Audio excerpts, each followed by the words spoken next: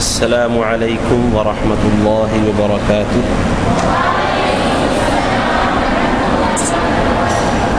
بسم اللہ الرحمن الرحیم، الحمد للہ رب العالمین والعاقبۃ للمتقین والصلاة والسلام علی سید الرسل وخاتم النبیین وآلہ واصحابہ اجمعین، اما بعد۔ آج ہم نماز کا سبق پڑھیں گے۔ نماز کے سبق میں ہم نے 4 صورتوں کا ترجمہ کیا ہے پہلے۔ وہ 4 صورتیں کون کون سی ہیں جن کا ترجمہ ہم نماز کے سبق کے دوران پڑھ چکے ہیں؟ سورہ کافرون اور سورہ اخلاص اور سورۃ الفلق اور سورۃ الناس، 4 صورتیں جن کو ہم 4 قل کہتے ہیں، چاروں قل کا ترجمہ پڑھ چکے ہیں۔ آگے نماز کا سبق شروع کرنے سے پہلے چند باتیں ان صورتوں کے حوالے سے۔ سورہ کافرون اور سورہ اخلاص، یہ دونوں صورتیں اللہ کے نبی صلی اللہ علیہ وآلہ وسلم فجر کی سنتوں اور مغرب کی سنتوں میں پڑھا کرتے تھے۔ فجر کی نماز کی 2 سنتیں ہیں فرضوں سے پہلے، پہلی رکعت میں سورہ کافرون اور دوسری میں سورہ اخلاص۔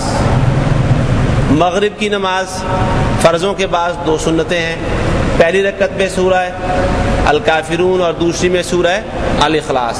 یہ رسول اللہ صلی اللہ علیہ وسلم کی سنت اور آپ کا معمول رہا ہے، اس لیے ہم نے بھی اس سنت کو، اس معمول کو اپنانا ہے۔ ٹھیک ہے، یاد رہے گا یہ عمل۔ علم کا اصل فائدہ یہی ہے کہ اس پر عمل کیا جائے۔ اگر عمل نہ کیا جائے تو علم بھی انسان کے لیے وبال بن جاتا ہے۔ تو یہ چھوٹے چھوٹے عمل جو کرنے کے لحاظ سے آسان ہیں، چھوٹے ہیں، لیکن حقیقت میں چونکہ اللہ کے نبی صلی اللہ علیہ وسلم کی سنت ہے، اس لیے یہ چھوٹے نہیں ہیں، بہت بڑے بڑے عمل، بڑے بڑے فوائد والے ہیں۔ اس لیے آپ نے ایک تو یہ اپنا لینا ہے۔ اس کے علاوہ سورہ اخلاص، سورہ فلق اور سورہ ناس، یہ تینوں صورتیں فجر کے بعد یعنی فرضوں کے بعد اور مغرب کی نماز فرضوں کے بعد 3 دفعہ تینوں صورتوں کو پڑھنا بطور وظیفے کے رسول اللہ صلی اللہ علیہ وآلہ وسلم سے ثابت ہے۔ یعنی صبح اور شام کی جو دعائیں، صبح اور شام کے جو اذکار اور وظیفے رسول مکرم صلی اللہ علیہ وآلہ وسلم سے ثابت ہیں، منقول ہیں، ان میں سے یہ 3 صورتیں بھی شامل ہیں۔ ان میں یہ 3 صورتیں بھی شامل ہیں۔ کون کون سی؟ سورہ اخلاص، سورہ فلق اور سورہ الناس۔ فجر کی نماز کے بعد، فرضوں کے بعد اور مغرب کی نماز کے بعد یعنی فرضوں کے بعد یہ تینوں صورتیں پڑھنی ہے۔ کتنی دفعہ؟ 3 دفعہ۔ ایک دفعہ تینوں پڑھ لیں، پھر دوسری دفعہ تینوں پڑھ لیں، پھر تیسری دفعہ تینوں پڑھ لیں۔ جی، نمازوں کے بعد، نماز میں نہیں، نمازوں کے بعد، یعنی فرض نماز، فجر کے فرض پڑھنے کے بعد اور مغرب کے فرض پڑھنے کے بعد، سلام پھیرنے کے بعد جو وظیفے اذکار کرنے ہیں ان میں یہ تینوں صورتیں شامل ہیں۔ کتنی بار؟ 3 بار۔ آج دیکھیں، حسد بڑا عام ہو گیا ہے دنیا میں، یہ ہم سب مشاہدہ کر رہے ہیں۔ حسد بڑا عام ہے، جلنا، کڑنا کسی کی خوبی اچھائی پر، اپنی ناکامی پر، اللہ کی طرف رجوع نہیں کرنا، اللہ سے نہیں مانگنا، دوسرے لوگوں کے اوپر حسد کرتے رہنا ہے۔ اور اس کے علاوہ روحانی لحاظ سے بڑی بیماریاں ہیں۔ یہ جادو ٹونا بھی بہت عام ہو گیا ہے، یہ کاروبار جن لوگوں کا ہے بڑا چلتا ہے۔ تو یہ 3 صورتیں ایسی عظیم الشان ہیں، اس طرح کے سب کاموں سے اور اس طرح کے سب دھندوں سے اور اس طرح کی ساری پیچیدگیوں، برائیوں، تکلیفوں، پریشانیوں سے نجات دینے والے ہیں۔ یہ صرف 3 صورتیں، اور پڑھنے پر 3 دفعہ پڑھنے پر کتنا وقت صرف ہوتا ہے؟ 2 منٹ۔ 3 صورتیں 3 دفعہ پڑھنے میں 2 نہیں 3 منٹ لگ جائیں گے، اس سے زیادہ نہیں۔ لیکن فوائد جو ہیں وہ اتنے زیادہ ہیں کہ بیان سے باہر ہیں۔ اس طرح کے جتنے امراض اس وقت معاشرے میں پھیل رہے ہیں، جادو ٹونے وغیرہ کے، بعض بیماریوں کے متعلق سمجھ میں نہیں آتا، اس کے سلسلے میں وہ مختلف چیزیں مختلف عملیات بتائی جاتی ہیں. یہ 3 صورتیں ہر قسم کے معاملے میں شافی اور کافی ہیں. سورہ فلق اور سورہ ناس، ان دونوں صورتوں کو چونکہ ان میں تعوذ کا پناہ کا ذکر ہے، ان دونوں صورتوں کو معوذتین کہا گیا ہے. معوذتین تعویذ سے جو لفظ بولتے ہیں نا تعویذ، تعویذ کے معنی ہوتے ہیں پناہ دینا. تعویذ کے معنی کیا ہے؟ پناہ دینا یا دلوانا. کیا ہے؟ پناہ دلوانا، یہ تعویذ کے معنی ہے. ہم سمجھتے ہیں تعویذ وہی ہوتا ہے جو گلے میں لٹکایا جائے، بازو سے باندھا جائے، یا دکانوں میں بھی لوگوں نے کئی چیزیں نقش وغیرہ لکھوا کر دیواروں سے لٹکائے ہوتے ہیں. یہ لوح قرآنی ہے، یہ فلاں نقش ہے، یہ فلاں ہے، کافی کچھ لکھا ہوتا ہے. بعض دکانوں پر اس طرح کوئی نہ کوئی نشانی جسم کی طرح کی کوئی ایک لکیر بنائی ہوتی ہے، اور اس کے اندر پتہ نہیں کیا کیا کچھ لکھا بڑا ہوتا ہے، اس کے باہر بھی بہت کچھ لکھا بڑا ہوتا ہے. اس طرح کی کوئی چیز، کوئی بات بھی رسول اللہ صلی اللہ علیہ وآلہ وسلم سے ثابت نہیں ہے. اپنے کاروبار کو اگر بچانا ہے نظر بد سے، مختلف قسم کے برے اثرات سے، اپنے گھر کو بچانا ہے، اپنے آپ کو بچانا ہے، اپنے معاملات کو بچانا ہے، اپنے دین کو بچانا ہے، اپنی دنیا کو بچانا ہے، تو ان 3 صورتوں سے بڑھ کر کوئی اور چیز نہیں ہو سکتی. شیطانی عملیات، جادو ٹونے وغیرہ، کسی قسم کا شک ہو جائے، کوئی شک ڈال دے، کوئی کچھ اور، الحمدللہ اللہ کا اس بات پر ہم سب شکر ادا کرتے ہیں، اور ہمیں کرنا چاہیے کہ اللہ تعالیٰ نے ہر طرح کی تکلیف سے بے نیاز کر دیا ہے ان 3 صورتوں کی وجہ سے. تو تعویذ ہے ان میں، یعنی پناہ دلوانے کا ان کے اندر عمل موجود ہے. اس لیے ان دونوں صورتوں کو کہتے ہیں معوذتین. معوذتین تسنیہ تو آپ جانتے ہیں، تسنیہ والی شکل بن رہی ہے، لیکن یاد رکھا 2 تعویذ والی صورتیں. معوذتین کے معنی کیا بنتے ہیں؟ 2 تعویذ والی، پناہ دلوانے والی صورتیں. اگر سورہ اخلاص کو شامل کر لیا جائے، اس میں تعویذ والے الفاظ تو نہیں ہے، تعوذ نہیں ہے، لیکن ان 2 صورتوں کے ساتھ شامل ہونے کی وجہ سے، یہ 2 ہیں اور وہ تیسری ساتھ شامل ہونے کی وجہ سے، تینوں صورتوں کا مجموعی نام بنتا ہے معوذات. جمع کا لفظ آ جائے گا معوذات. معوذات یہ 2 صورتیں ہو گئی، اور معوذات کتنی ہو گئی جی؟ 3 صورتیں. معوذات 3 صورتیں ہو گئی. کون کون سی 3 صورتیں؟ سورہ اخلاص، سورہ الفلق اور سورہ الناس. اچھا ایک بات آپ بتائیں ذرا غور کر کے کہ اللہ کے نبی سیدنا و مرشدنا و ہادینا محمد الرسول اللہ صلی اللہ علیہ وآلہ وسلم کے طریقے اور عمل سے بہتر عمل بھی کوئی ہو سکتا ہے جی؟ اس کا کہیں کوئی امکان موجود ہے؟ نہیں ہے. جب ہمیں اس بات کا یقین ہے کہ اللہ کے نبی صلی اللہ علیہ وسلم کے طریقے سے بہتر کوئی طریقہ نہیں، آپ کی ہدایت سے بہتر کوئی ہدایت نہیں، آپ کی رہنمائی سے بہتر کوئی رہنمائی نہیں. اور یہ تو بخاری شریف میں حدیث بھی ہے کہ حضرت عبداللہ ابن مسعود رضی اللہ تعالیٰ عنہ سے روایت ہے، اس میں الفاظ خطبے کے الفاظ، ان خیر الہدی ہدی محمد صلی اللہ علیہ وسلم. ان خیر الہدی، ان کے معنی کیا ہوتے ہیں؟ بے شک خیر بہتر، سب سے بہتر، الہدی ہدایت رہنمائی، بے شک رہنمائیوں میں سے سب سے بہتر رہنمائی ہدی محمد صلی اللہ علیہ وسلم. کیا مطلب ہوا ہدی محمد؟ محمد صلی اللہ علیہ وسلم کی ہدایت، محمد صلی اللہ علیہ وسلم کی رہنمائی سب سے بہترین رہنمائی ہے. تو یہ رہنمائی ہے، تینوں صورتیں پڑھنا یہ کیا ہے؟ رہنمائی، اس طرح کے مسائل اور معاملات میں یہ 3 صورتیں آپ شروع کر دیں، اللہ کے فضل و کرم سے ہر چیز سے اس طرح کے معاملات میں آپ بے نیاز ہو جائیں گے۔ جو سمجھ میں آنے والی تکلیفیں اور نہ سمجھ میں آنے والے مسائل، پیچیدگیاں، بیماریاں، تکلیفیں اللہ اپنی رحمت کے ساتھ اپنے اس کلام کی برکت سے دور فرما دیتا ہے۔ تیسری بات، یہ 3 صورتیں یہی والی ہیں۔ اللہ کے نبی صلی اللہ علیہ وآلہ وسلم جب رات کو اپنے بستر پر لیٹتے تھے آرام کے لیے، سیدہ عائشہ رضی اللہ عنہا ام المؤمنین بیان فرماتی ہیں کہ آپ اپنے دونوں ہاتھ، دونوں ہتھیلیاں اکٹھے کر لیتے تھے، جمع فرما لیتے تھے۔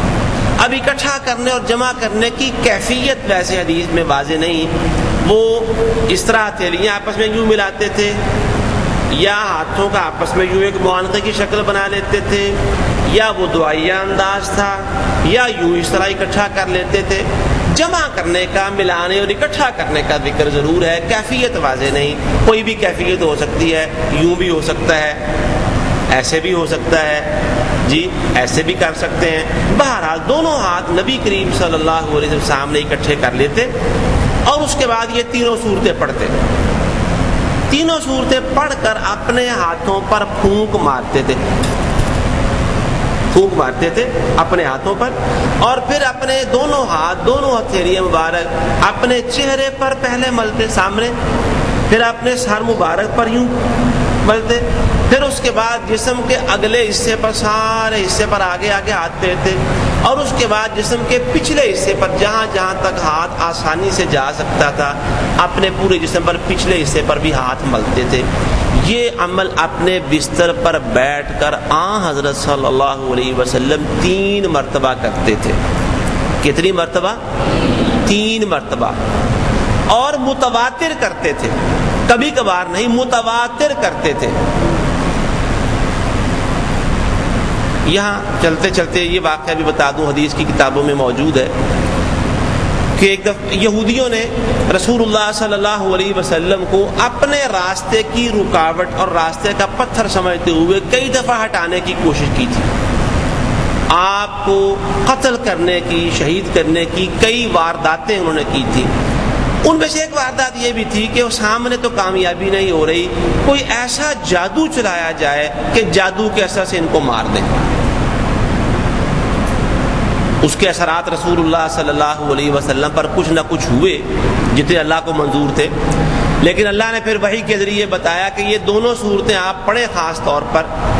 چنانچہ یہ صورتیں پڑھی گئیں تو وہ جادو کا اثر ختم ہو گیا تھا، ایک ہی دفعہ پڑھنے سے، ایک ہی دفعہ پڑھنے سے دونوں صورتیں فلق اور ناس آپ نے پڑھی، اللہ رب العزت نے اپنے حکم سے وہ جادو کے اثرات سارے کے سارے ختم کر دیے تھے پڑھنے کے ساتھ۔ حضرت عائشہ رضی اللہ تعالیٰ عنہ نے بعد میں کہا کہ اللہ کے رسول صلی اللہ علیہ وسلم، ذرا دیکھیے اسوہ رسول، اسوہ حسنہ دیکھیے ذرا، کہ یہ تو آپ کو قتل کرنے کا ایک پروگرام تھا، تو وہ شخص بھی ٹریس ہو گیا ہے جس نے آپ کے خلاف یہ جادو کیا تھا، پتہ چل گیا ہے فلاں یہودی ہے، لبید بن اعصم تھا، لبید بن اعصم یہودی، اس نے جادو کی ہے، تو وہ آپ کو قتل کرنا چاہتا تھا، تو آپ ذرا اس کی خبر تو لیں، اس کو کچھ سزا ملنی چاہیے، اس نے اتنی بڑی حرکت کی ہے۔ میرے اور آپ کے محبوب سیدنا محمد صلی اللہ علیہ وسلم نے فرمایا، جب اللہ نے مجھے اس کے شر سے بچا لیا ہے تو پھر بدلہ لینے کی کیا ضرورت ہے؟ ایسا بھی کہیں کوئی قائد پایا گیا ہے؟ ایسا ہادی اور مرشد کہیں نظر آتا ہے؟ اتنے حوصلے والا، اتنی عظمت والا، کردار کی اتنی بلندی اور رفعت والا کہیں ہے کوئی؟ اور آج امت ان کی رہنمائی کو چھوڑ کر کدھر ٹامک ٹوئیاں مار رہی ہے، ان کے کردار کو ہم بھولے ہوئے ہیں، ان کی سیرت کو ہم نے پس پل ڈالا ہوا ہے، اور دنیا کی ٹھوکریں کھا رہے ہیں، دنیا میں رسوائی اٹھا رہے ہیں، صرف اس وجہ سے کہ ہم نے ان سے منہ موڑا ہوا ہے، ان کی تعلیمات سے منہ موڑا ہوا ہے، ان کی سیرت کو پس پشت ڈالا ہوا ہے۔ تو اس سے پتہ چلا واقعے سے کہ یہ دونوں صورتیں جادو کے اثرات سے بھی بچانے اور نکالنے والی ہیں۔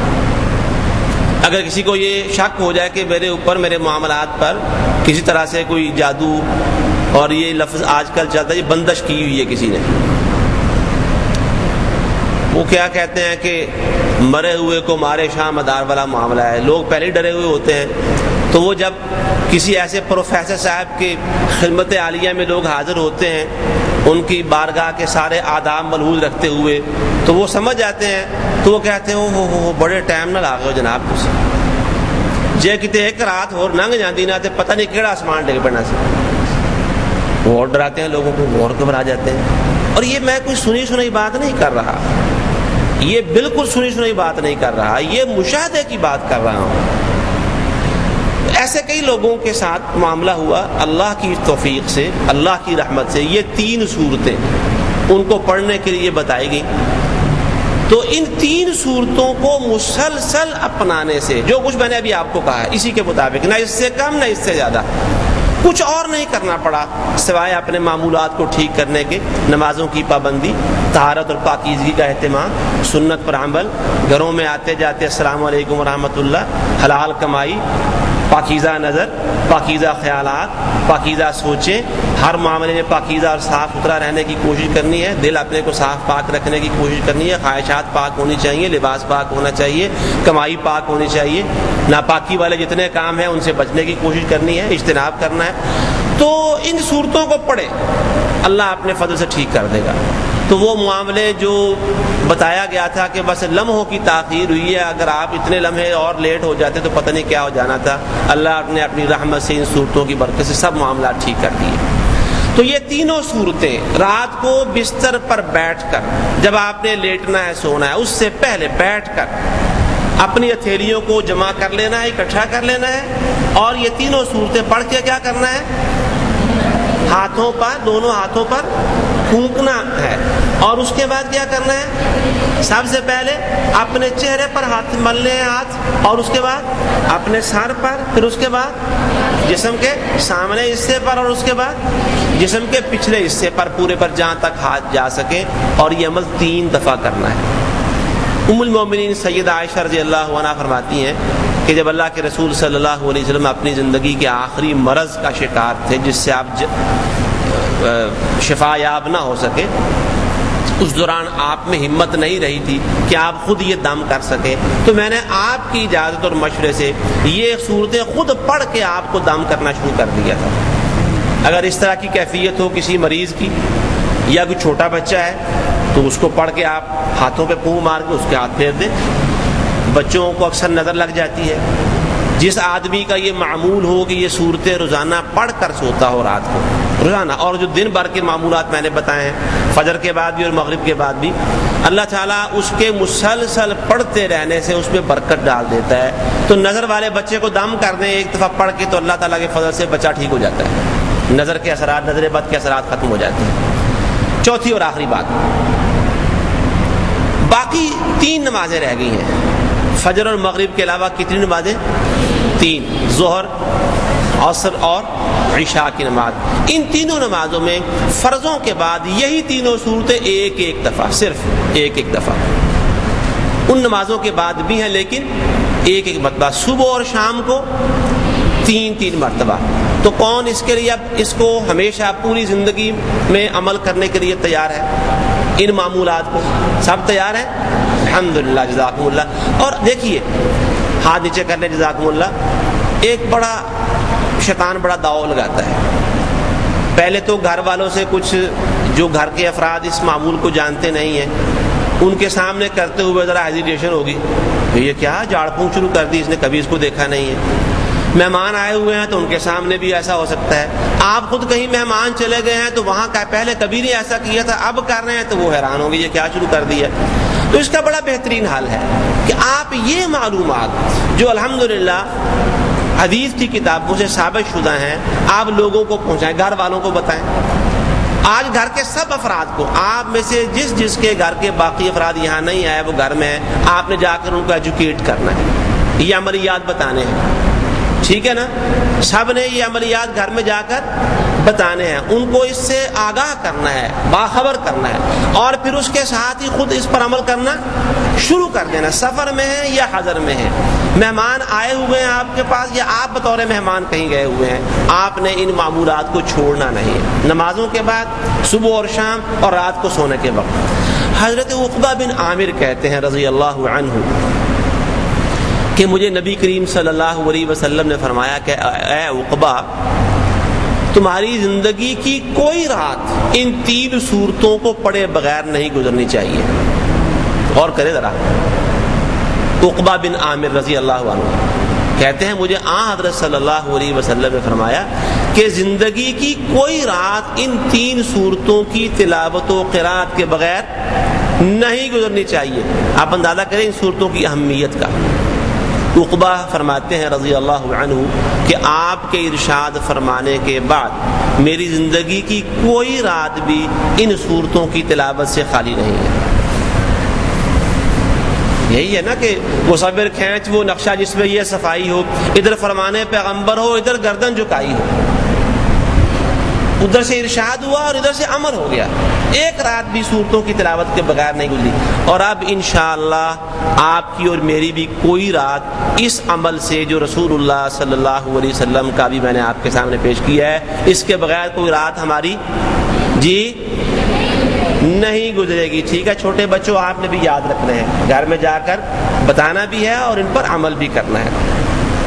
چلیے نماز کا بقیہ حصہ آگے شروع کرتے ہیں. رکوع کا بیان. رکوع کے معنی ہوتے ہیں جھکنا. رکوع کے معنی کیا ہے؟ جھکنا. عربی لغت میں رکوع کے معنی جھکنے کے ہی ہیں. کس طریقے سے, کس انداز سے, کیا اس کا وہ کیفیت ہو سکتی ہے, اس سے کوئی سروکار نہیں. لیکن اب رکوع کا لفظ ہمارے دین کی, فقہ کی اصطلاحات میں سے, اسلامی فقہ کی ٹرمنالوجی کے اندر شامل ہے. اس لیے رکوع سے مراد اس خاص طریقے سے جھکنا ہے نماز میں جیسے رسول اللہ صلی اللہ علیہ وسلم نے بتایا ہے, پورا اس طریقے کے ساتھ اطمینان. سر اور کمر انسان کی کوشش کر کے ایک لیول میں ہو, بازو اپنے ہاتھ گھٹنوں کے اوپر رکھنے ہیں, ہاتھ اپنے گھٹنوں کے اوپر پھیلے ہوئے ہونے چاہیے, اور بازو بالکل سیدھے. حدیث میں الفاظ ہیں اللہ کے نبی صلی اللہ علیہ وسلم اپنے بازوؤں کو اتنا سیدھا اور ٹائٹ رکھتے تھے کأنما وتر یدیہ وتر.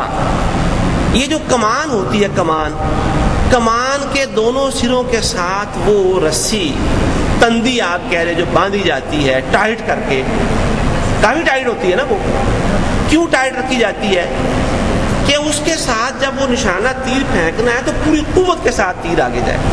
اس رسی کو وتر کہتے ہیں عربی زبان میں, وتر واو کی زبر کے ساتھ. ایک تو وتر ہے نا, صلاۃ الوتر, جو نماز ہم وتر پڑھتے ہیں, وہی لفظ ہے لیکن واو پر زبر ہے, وتر. اس تندی کو وتر کہتے ہیں. رسول اللہ صلی اللہ علیہ وسلم گویا اپنے ہاتھوں کو, بازوؤں کو اس تندی کی طرح ٹائٹ کر لیتے تھے. ٹانگیں بھی بالکل صحیح مناسب سیدھی, ہاتھ گھٹنوں کے اوپر رکھے ہوئے ہیں, اور سر اور کمر کو برابر رکھنے کی کوشش کرنی ہے, اور بازو اپنے بالکل سیدھے رکھنے ہیں, اور اطمینان کے ساتھ رکوع میں چلے جانا. اطمینان, اعتدال, جلدی نہیں کرنی. اور رکوع میں جانے کے بعد کیا کرنا ہے؟ دعائیں دیکھ لیں آپ. سبحان ربی العظیم. سبحانہ کیا معنی ہے سبحانہ کے؟ پاکیزگی. لفظ کے معنی پاکیزگی. ربی میرا رب, العظیم عظمت والا, ربی میرا رب, العظیم عظمت والا. پاکیزگی میرے عظمت والے رب کی ہے, یعنی وہ پاک ہے. مفہوم کیا ہے کہ میرا رب عظمت والا پاک ہے. کس چیز سے؟ ہر عیب سے, ہر خرابی سے, ہر نقص سے وہ پاک ہے. دیکھیں اب فزیکلی بھی انسان اللہ کے آگے جھکا ہوا ہے, اپنی کمی کمزوری کا اعتراف کر رہا ہے, اور زبان سے بھی, وربلی بھی انسان اللہ تعالیٰ کی عظمت کا اور اللہ رب العزت کی پاکیزگی کا اقرار و اعتراف کر رہا ہے کہ عظمت والا میرا رب پاک ہے ہر خرابی کمی سے. یہ دعا, یہ لفظ 3 مرتبہ کم از کم پڑھنے ہیں. دوسرے نمبر پر جو مزید 2 دعائیں ہیں، اگر آپ میں سے کسی کے علم میں پہلے نہیں ہیں تو آپ ان کو اب علم میں اضافے کا ذریعہ سمجھیں کہ یہ الفاظ بھی نبی کریم صلی اللہ علیہ وآلہ وسلم سے رکوع میں پڑھنے منقول ہیں۔ سبحان اللہ و بحمدہ، سبحانہ پاک ہے اللہ، اللہ کی پاکیزگی ہے، و بحمدہ، با کے معنی کیا ہوتے ہیں؟ اور، بی ساتھ کے ساتھ، حمد تعریف، خوبی، ستائش، ہی اس کی، اور ساری خوبیاں بھی اسی کے لیے ہیں، ساری تعریفیں اور ستائشیں بھی اسی کی ہیں، پاک ہے اللہ اور ساری تعریفیں بھی اسی کی ہیں۔ یا یہ الفاظ ہیں تیسرے نمبر پر، سبحانک اللہم ربنا و بحمدک اللہم اغفر لی، سبحانہ پاکیزگی کا، تیری ہے، اللہم اے اللہ، سبحانک اللہم کا ترجمہ ہم پہلے بھی کر چکے ہیں، پاکیزگی تیری ہے، اللہم اے اللہ، ربنا اے ہمارے رب، اے ہمارے رب، و بحمدک اور حمد بھی ساری کی ساری تیری ہے، حمد بھی ساری کی ساری تیری ہی ہے، اللہم اے اللہ، اغفر بخش دے، لی میرے لیے، مجھے بخش دے، مجھے میرے لیے۔ 3 باتیں ہو گئی اس میں، ایک تو اللہ کی تسبیح ہو گئی، سبحانک اللہم ربنا تسبیح ہو گئی، اور ایک اللہ کی حمد ہے، وبحمدہ کا حمد بھی ہو گئی، اور تیسرے نمبر پر بخشش کی دعا بھی آ گئی اس میں، بخشش کی دعا۔ یہ جو تیسری دعا ہے، تیسرا رکوع کا وظیفہ کہہ لیں آپ یا دعا کہہ لیں، اس کے بارے میں ام المومنین سیدہ عائشہ رضی اللہ تعالی عنہا کا بیان ہے کہ اللہ کے نبی صلی اللہ علیہ وآلہ وسلم اپنے رکوع میں اور سجدے میں، آگے سجدے کا ذکر بھی آ رہا ہے، یہ الفاظ بڑی کثرت کے ساتھ پڑھتے تھے، اور کثرت کے ساتھ یہ الفاظ جو پڑھتے تھے، بلکہ اپنی زندگی کے آخری لمحات تک پھر نمازوں کے رکوع اور سجدوں میں یہ کلمات پڑھتے رہے ہیں۔ وہ کہتے ہیں آپ گویا اللہ رب العزت کے ایک ارشاد پر عمل کیا کرتے تھے، قرآن میں اللہ کا ایک ارشاد تھا، اس ارشاد پر یہ عمل ہوتا رہا۔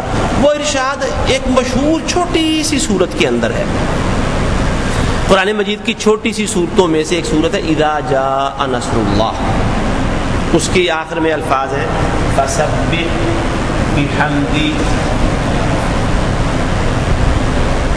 فسبح بحمد ربک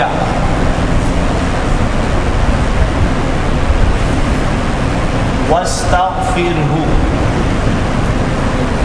یہ آپ سب موجود ہیں یہاں جی، یہ غیر حاضر ہو گئے ہیں؟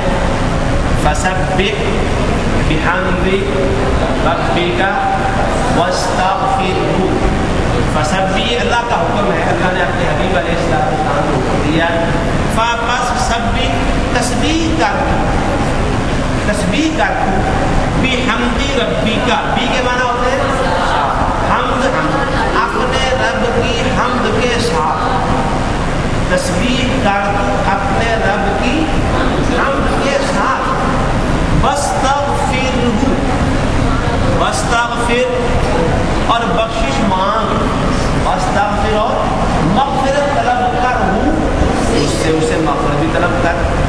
یہ سورہ اذا جاء نصر اللہ جب نازل ہوئی تھی تو اس ارشاد پر آپ نے فوراً عمل کرنا شروع کر دیا، اس ارشاد پر فوراً عمل کرنا شروع کر دیا آپ نے۔ اور یہ بات بھی یاد رکھیں آپ، نبی کریم صلی اللہ علیہ وآلہ وسلم کی ساری زندگی جب سے آپ پر وحی نازل ہونا شروع ہوئی تھی، باقی جتنے 23 سال کا عرصہ گزرا، وہ سارے کا سارا اللہ کی وحی پر، اللہ کے حکموں پر عمل کرتے گزرا ہے۔ آپ کی زندگی ساری کی ساری قرآن مجید کی تفسیر اور تصویر تھی۔ اما عائشہ رضی اللہ عنہا سے پوچھا گیا کہ آپ کے اخلاق و اطوار کیا تھے، آپ اس کو یوں سمجھ لیں کہ لائف سٹائل کیا تھا، یہ سوال، طرز زندگی کیا تھا آپ کا۔ یہ سوال ہوا کس سے؟ کس سے سوال ہوا؟ حضرت عائشہ رضی اللہ تعالی عنہا سے یہ سوال ہوا تھا. تو انہوں نے اس کا جواب دیا. سائل کو کہا کہ تم نے قرآن نہیں پڑھا؟ اے سائل تم نے قرآن نہیں پڑھا؟ نہیں پڑھا ہے. کہا کانا خلقہ القرآن، رسول اللہ صلی اللہ علیہ وسلم کا لائف سٹائل کیا تھا؟ وہ قرآن ہی تھا، قرآن پر عمل ہوتا تھا. تو جب اللہ نے کہا فسبح بحمد ربک واستغفرہ، آپ نے اسی لمحے اس پر عمل کرنا شروع کر دیا. اور وہ عمل کیا تھا؟ رکوع اور سجدے میں یہ دعا پڑھنا شروع کر دی تھی اسی لمحے سے. کون سی دعا؟ سبحانک اللہم ربنا وبحمدک، جی وبحمدک اللہم اغفر لی. آپ دیکھ رہے ہیں اس دعا میں تسبیح بھی آ گئی، سبحانک اللہم ربنا، تسبیح بھی آ گئی، وبحمدک اور اللہ تعالیٰ کی حمد اور تعریف بھی آ گئی، واستغفرہ اس پر عمل کرتے ہوئے اللہم اغفر لی، استغفار بھی آ گیا. تو وہ پورا پورا عمل ہے اس کے اوپر. تو یہ دعا بھی آپ جن کو یاد نہ ہو یاد کر لیں. اور آپ جب مردوں کو تو چونکہ موقع ملتا ہے اور موقع ملتا رہنا چاہیے، خود اس کو حاصل کرنا چاہیے، جماعت کے ساتھ نماز پڑھیں. تو جماعت کے ساتھ نماز پڑھنے میں ایک محدود سا ٹائم ہوتا ہے. سبحان ربی العظیم ہی 3 دفعہ پڑھ لیں تو رکوع ختم ہو جاتا ہے. جب سنتیں اور نوافل پڑھ رہے ہیں، اور خواتین خصوصی طور پر گھر میں جو نماز پڑھتی ہیں، تو یہ کوشش کریں ساری دعائیں ہی پڑھ لیں. ہاں وقت تھوڑا ہے اگر تو کوئی بات نہیں، سبحان ربی العظیم ہی کہہ لیں 3 دفعہ. ورنہ اگر وقت ہے تو سبحانک اللہم ربنا وبحمدک اللہم اغفر لی 3 دفعہ پڑھ لیں، اس سے زیادہ پڑھ لیں. سبحان ربی العظیم پڑھ کے 3 دفعہ پھر سبحانک اللہم ربنا وبحمدک اللہم اغفر لی پڑھ لیں. یہ آپ کی معلومات میں رکوع کے اندر پڑھی جانے والی دعائیں 1 سے زائد جو آ گئی ہیں، ان میں سے کوئی دعا بھی آپ کسی موقع پر سنتوں نفلوں کے اندر، فرضوں کے اندر پڑھ سکتے ہیں، اور ساری بھی 1 دفعہ پڑھ سکتے ہیں. اچھا آپ ذرا ایک سوال کا جواب دیں. ابھی یہ جو تینوں دعائیں آپ نے پڑھی ہیں، سبحان ربی العظیم، سبحان اللہ وبحمدہ، اس کے بعد سبحانک اللہم ربنا وبحمدک اللہم اغفر لی، سوال یہ ہے کہ ان میں ضمیروں کے کچھ نہ کچھ الفاظ آئے ہیں. آپ پوائنٹ آؤٹ کریں کہ کون کون سا کلمہ اور لفظ جو ہے وہ ضمیروں سے متعلقہ ہے. ضمیریں کون کون سی کہاں کہاں آئی ہیں؟ سبحان ربی العظیم میں ضمیر ہے، اس میں ضمیر ہے کوئی؟ کہاں جی؟ ربی ربی. اب اگلا سوال غور سے سننا ہے آپ نے، اگلا سوال غور سے سننا ہے آپ نے. ضمیر کی کون سی قسم ہے یہ؟ ربی میں جو یا ضمیر کی کون سی قسم ہے؟ جی اضافی. سوال میں نے کہا تھا غور سے سننا ہے، ضمیر کی قسم بتانی تھی. یہ اضافی ضمیر ہے. جی اضافی ضمیر ہے، ٹھیک ہے. اضافی ضمیر کس وجہ سے ہے؟ کیونکہ اسم کے ساتھ آ گئی. رب لفظ جو ہے یہ اسم ہے، اسم کے ساتھ ضمیریں آ جائیں تو وہ اضافی ضمیریں ہوتی ہیں. اب بتائیں صیغہ کون سا ہے؟ متکلم، واحد متکلم. کون سا صیغہ ہے؟ واحد متکلم. میرا، مجھے، مجھ کو، ربی میرا رب، واحد متکلم. آگے ہے سبحان اللہ وبحمدہ. کیا اس میں بھی کوئی اس پہ ضمیر ہے؟ ہی بحمدہ، ہی ضمیر. یہ کون سی ضمیر ہے؟ جی یہ بھی اضافی ہے، یہ بھی اضافی ہی ہے. اور صیغہ کون سا ہے؟ پہلا، سب سے پہلا واحد مذکر غائب، سب سے پہلا واحد مذکر غائب. اس کے بعد تیسرے نمبر پر آ جائیں سبحانک اللہم ربنا وبحمدک اللہم اغفر لی. سبحانہ کا کاف ضمیر ہے، اور ربنا میں نا، پھر بحمدک میں تھا. اس کے بعد اللہم اغفر لی، لام زیرہ یا. 4 آ گئے لفظ، 4 کلمات ہیں جو اس میں ضمیر ہیں. تو سبحانہ کا میں کاف اس میں ضمیر، یہ کون سی قسم ہے؟ جی اضافی، بالکل ٹھیک ہے. ربنا میں نا، یہ بھی اضافی ہے، یہ بھی اضافی ہے، یہ بھی اضافی ہے. اس کے بعد بھی حمدکا میں حمد اسم ہے، اس کے بعد کاف، یہ بھی اضافی ہے. تو صیغے مختلف ہیں. نا جمع متکلم، جبکہ کاف یہ کون سا صیغہ ہے؟ واحد مذکر حاضر، یا مخاطب ہے. اور اس کے بعد لی، لام زیر لی، لام حرف جر ہے، حرف جر کے ساتھ ضمیر آئی ہے، اس کو مجروری ضمیر کہتے ہیں. یہ تفصیل انشاءاللہ کسی موقع پر آپ کے سامنے آ جائے گی. رکوع کے بعد جب رکوع سے کھڑے ہونا ہے، رکوع اطمینان سے کرنا ہے اور کھڑے بھی اطمینان کے ساتھ ہونا ہے، بالکل سیدھے کھڑے ہو جانا ہے. اور کیا کہنا ہے اس موقع پر؟ سمع اللہ لمن حمیدہ. حمیدہ جی دعا، ہاں جی کہتے ہیں سبحانک اللہم ربنا وبحمدک اللہم اغفر، 3 مرتبہ پڑھ سکتے ہیں. ہاں جی 3 دفعہ، زیادہ بھی پڑھ سکتے ہیں. یہ کم از کم سبحان ربی العظیم کی تعداد حدیثوں میں آئی ہے کہ یہ کم از کم 3 دفعہ پڑھنا چاہیے. باقی دعاؤں کے بارے میں حدیثوں میں تعداد کا ذکر نہیں ہے، 1 2 3 4. ویسے زیادہ بہتر یہ ہے کہ طاق عدد میں پڑھیں. ٹھیک ہے، طاق عدد میں پڑھنا یہ زیادہ بہتر ہے. رکوع سے کھڑے ہوتے ہوئے کیا کہتے ہیں؟ سمع اللہ لمن حمیدہ. سمع کے معنی ہے سن لیا. کس نے؟ اللہ، اللہ نے. لمن، لمن کتنے لفظ ہیں؟ لمن جی 2 لفظ ہیں، 4 لفظ ہیں. کون کون سے؟ عمر کون سی کا ہے؟ سامہ کون سی؟ لی اور من. لی کے لیے، واسطے. من جو شخص، من جو شخص. سن لی اللہ تعالیٰ نے لمن اس شخص کے لیے حمیدہ ہو.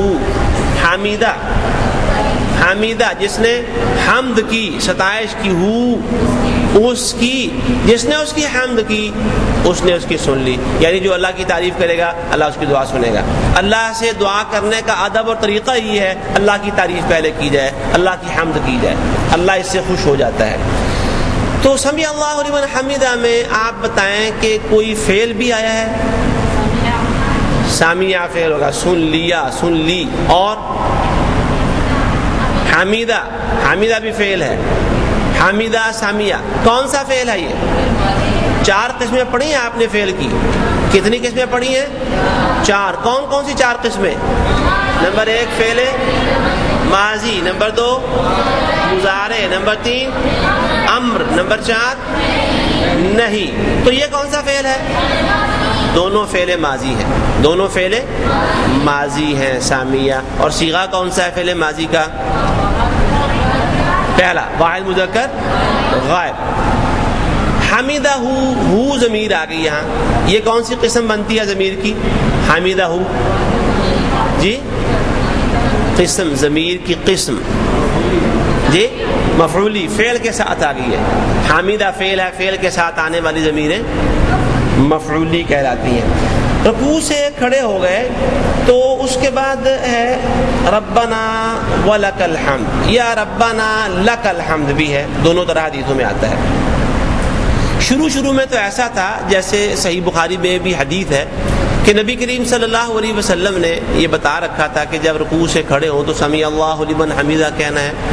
اور اس کے بعد جواب میں جب یہ بات کہہ دی کہ اللہ تعریف کرنے والوں کی دعائیں سنتا ہے تو اس کے جواب میں کہنا ہے کہ ربنا ولک الحمد، یا ربنا لک الحمد، اے ہمارے رب پھر آپ کے لیے تعریفیں ہیں ساری کی ساری.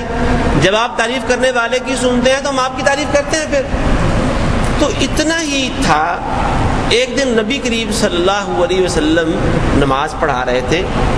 یہ بخاری شریف میں روایت ہے، حضرت رافع بن خدیج رضی اللہ عنہ بیان کرتے ہیں. رافع بن خدیج وہ کہتے ہیں کہ ایک صاحب رکوع میں ہی شامل ہوئے، پیچھے سے بڑی تیزی سے آ رہے تھے، تیزی سے نماز. اور ظاہر جب آدمی تیز چلتا ہے تو ہانپنا شروع کر دیتا ہے، سانس پھول جاتی ہے.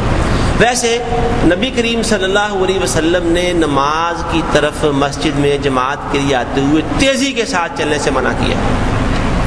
بھاگتے دوڑتے ہوئے آنے سے اللہ نے کہ نبی علیہ السلام نے منع کیا ہے. ہم مسجدوں میں دیکھتے ہیں لوگ وضو کر کے جب دیکھتے ہیں نا کہ امام صاحب رکوع میں جانے والے ہیں تو دوڑے لگا رہے ہوتے ہیں، ٹپ ٹپ ٹپ ٹپ آوازیں آ رہی ہوتی ہیں. غلط ہے. اللہ کے نبی علیہ السلام نے منع کیا ہے. فرمایا علیکم بالسکینہ، تم پر سکون لازم ہے، یعنی آرام سے آیا کرو نماز کے لیے. تو خیر وہ صحابی آئے تیزی سے رکوع میں شامل ہو گئے. آپ صلی اللہ علیہ وسلم رکوع سے کھڑے ہوئے کہا سمع اللہ لمن حمیدہ.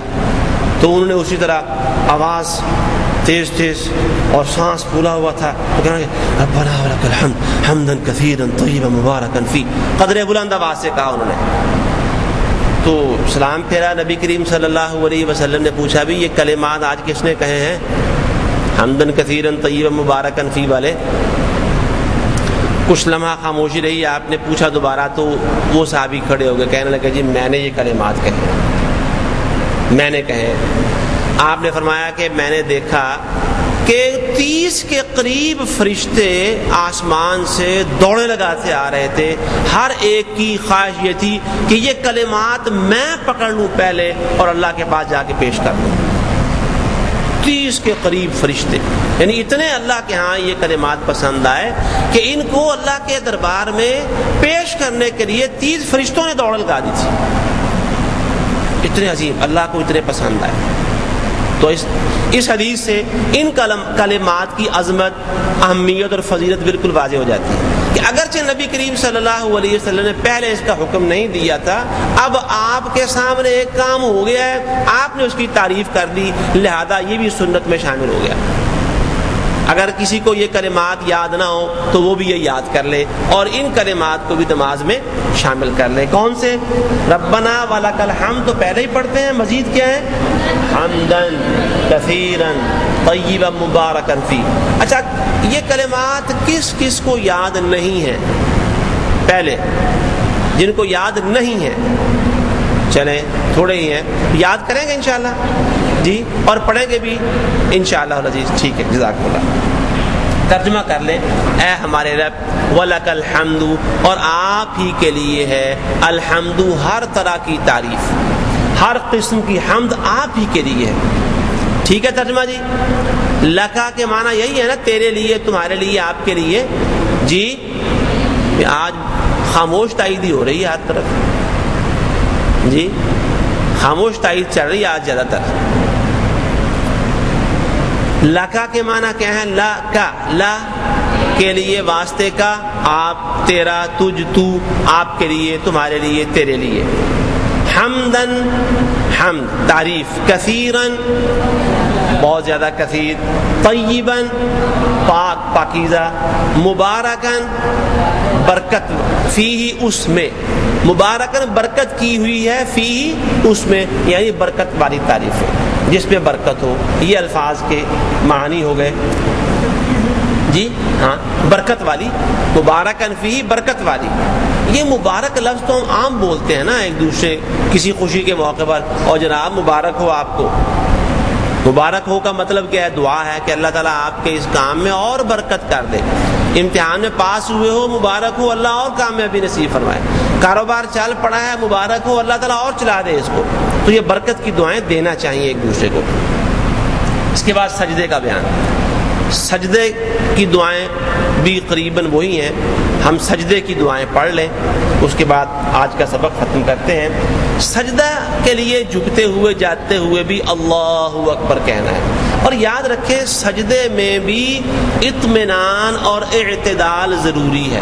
اطمینان یعنی جلدی نہیں کرنی، اس طرح نہیں سجدہ کرنا کہ کوئی پیچھے پہ آئے تو جناب فٹافٹ دوڑ لا دے، آرام سے سجدہ کرنا ہے۔ اطمینان کا مطلب یہ ہے پھر سجدے میں پہنچ کر اطمینان ہونا اور اعتدال۔ سجدے میں یہ جو ہمارا یہ پیٹ والا حصہ ہے یہ ٹانگوں اور رانوں کے ساتھ ٹچ نہیں ہونا چاہیے۔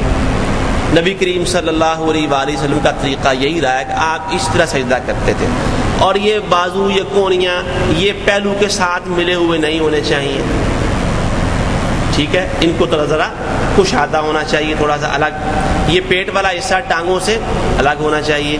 پھر جب سجدہ کرنا ہے زمین پر یہ پورے بازو کونیوں تک نہیں لگانے، کلائی ساری، صرف ہاتھ لگانے ہیں، صرف ہاتھ۔ اور مزید کون کون سے اعضاء؟ حدیثوں میں آتا ہے کہ سجدہ 7 اعضاء پر ہوتا ہے، 7 ہڈیوں پر، 7 اعضاء پر سجدہ ہوتا ہے۔ اور یاد کر لینا آپ نے، یہ 7 اعضاء آپ کو یاد ہونے چاہیے اور پتہ ہونا چاہیے کہ 7 اعضاء ہیں سجدے کے۔ کتنے اعضاء ہیں؟ 7۔ 2 ہاتھ، 2 گھٹنے، 2 گھٹنے اور 2 پاؤں۔ بعض لوگ سجدے میں جاتے ہیں تو پیچھے سے پاؤں اٹھا لیتے ہیں، اوپر اٹھاتے ہیں، رکھتے ہیں، اٹھاتے ہیں۔ بعض لوگ غلط ہے، سجدے کے طریقے کے سنت کے بالکل خلاف ہے، اور ایسے سجدے کے بارے میں کچھ نہیں کہا جا سکتا کہ اس کا انجام اور کیا ہوگا قبولیت کے حوالے سے۔ 6 یہ ہو گئے۔ 7ویں نمبر پر کیا ہے؟ پیشانی اور ناک دونوں۔ ناک بھی حدیث میں پیشانی کے ساتھ یہ اس کو ایک کاؤنٹ کیا گیا ہے۔ بعض لوگ واقعی سجدہ کرتے ہیں تو سر کو یوں اس طریقے سے اٹھایا ہوتا ہے کہ ناک زمین پر نہیں لگتی۔ ناک زمین پر لگنی چاہیے، یہ ناک کو بھی تھوڑا رگڑا ملنا چاہیے نا، جو ساڈا تو ناک ہی نہیں رہا جناب، اس ناک کے لیے بڑا کچھ کرتے ہیں، تو یہ ناک کو ذرا رگڑا دیں۔ اب سچ مچ رگڑا نہیں دینا شروع کر دینا جس سے جلد اوپر سے رگڑ جائے، مطلب یہ ہے کہ یہ زمین پر لگانی ہے ناک بھی۔ اس ناک کو خاک آلود کریں، اللہ کی بڑائی کے سامنے اللہ اکبر زبان سے کہا ہے، اور خود انسان زمین پر جھک گیا ہے۔ اور سجدے کی عظمت سنیے ذرا حدیث رسول اللہ صلی اللہ علیہ وسلم کی، فرمایا بندہ سب سے زیادہ اللہ کے نزدیک اس وقت ہوتا ہے جب وہ سجدے میں ہوتا ہے۔ سب سے زیادہ اللہ کے قریب کب ہوتا ہے؟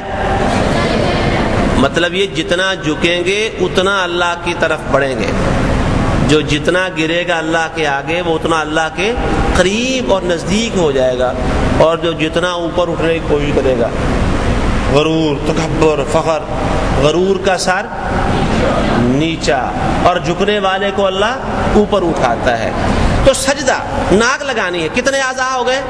7۔ 2 قدم، 2 گھٹنے، 2 ہاتھ، اور 7ویں نمبر پر پیشانی اور ناک، یہ زمین پر، یہ 7 اعضاء اطمینان سے لگانے ہیں، اور آرام سے سبحان ربی الاعلی، سبحان ربی الاعلی، سبحان ربی الاعلی پڑھنا ہے، تیزی نہیں، سبحان اللہ، سبحان اللہ، سبحان اللہ، اس طرح نہیں کرنا، آرام سے پڑھنا ہے۔ اللہ کی تعریف کر رہے ہیں تو آرام کے ساتھ، کم از کم 3 مرتبہ۔ اب ترجمہ آپ کر لیں، سبحانہ پاکیزگی ربی میرے رب کی ہے، الاعلی جو سب سے اعلیٰ ہے، سب سے اونچا، الاعلیٰ کے معنی سب سے اونچا، سب سے بلندی والا، اس سے بلندی والا کوئی نہیں ہے۔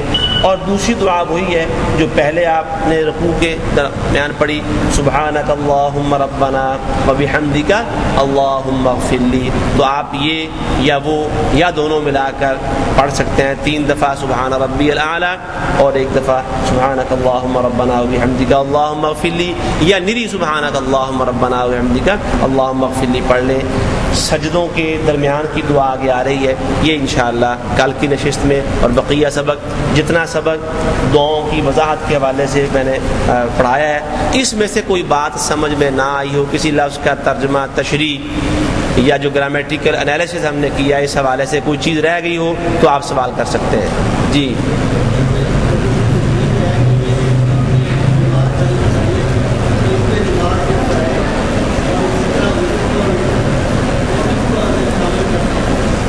ہاں جی، یہ بطور کورس تو انشاءاللہ اس پر یہ زیر غور ہے کہ نماز اور وضو کے فرائض اور سنتیں یا بعض نوافل جو چیزیں ہوتی ہیں وہ شامل کر لی جائیں۔ بہرحال کسی دن موقع ملا تو اس حوالے سے ایک جنرل گفتگو میں، ڈسکشن میں یہ کچھ چیزیں انشاءاللہ معروضات کر دی جائیں گی آپ کے سامنے، تاکہ وہ ایک معلومات میں بات راسخ ہو جائے۔ اچھا جی، یہ کچھ سوال، ایک سوال ہے رکوع کے حوالے سے کہ رکوع کی حالت میں نگاہ کا بتائیں کہ کہاں ہونی چاہیے، نظر کہاں ہونی چاہیے۔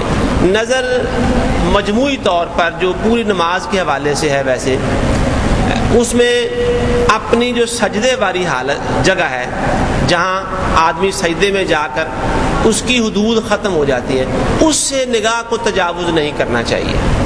سجدے والی جگہ پر اپنی نظر کو رکھیں، رکوع میں جاتے ہوئے سجدے والی جگہ اور اس کے پیچھے جتنی جگہ ہے وہ انسان کی نظر کی رینج کے اندر ہوتی ہے، بس اس کے اندر اندر رہنا چاہیے، اس سے اوپر نہیں جانا چاہیے، کیونکہ اس سے نماز کا خشوع و خضوع جو متاثر ہو جاتا ہے۔ سجدے والی جگہ کو کراس نہیں کرنا، بس اتنا بات ذہن میں رکھیں۔ سجدے سے آپ نے سجدے والی جگہ سے کہاں رہنا ہے، کہاں رہنا ہے جناب؟ پیچھے پیچھے اپنی طرف رہنا ہے، اس سے آگے نہیں گزرنا آپ نے، ٹھیک ہے؟ یہ ایک مسئلہ یاد رکھیں، کیونکہ اس سے نماز کی کنسنٹریشن ختم ہونے سے خشوع و خضوع ختم ہو جاتا ہے۔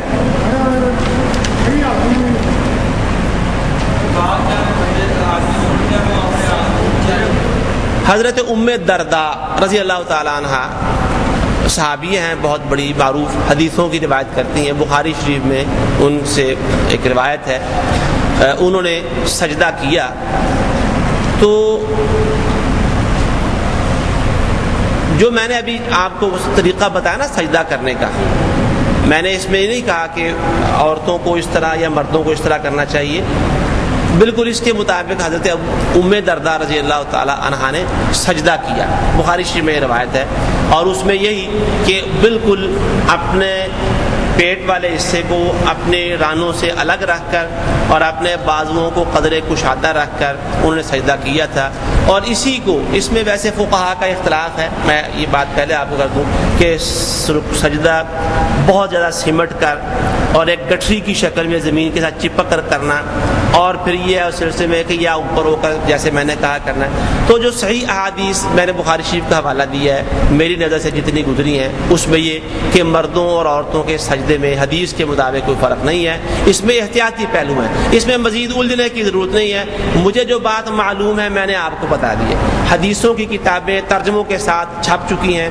آپ خود بھی اسٹڈی کر سکتے ہیں، میں مفتی نہیں ہوں، آپ میرے فتوے پر نہ رہیے، یہ سیدھی بات کہہ رہا ہوں۔ تحقیق کا میدان ہر ایک کے لیے کھلا ہوا ہے، اور تحقیق کا میدان ہے کیا؟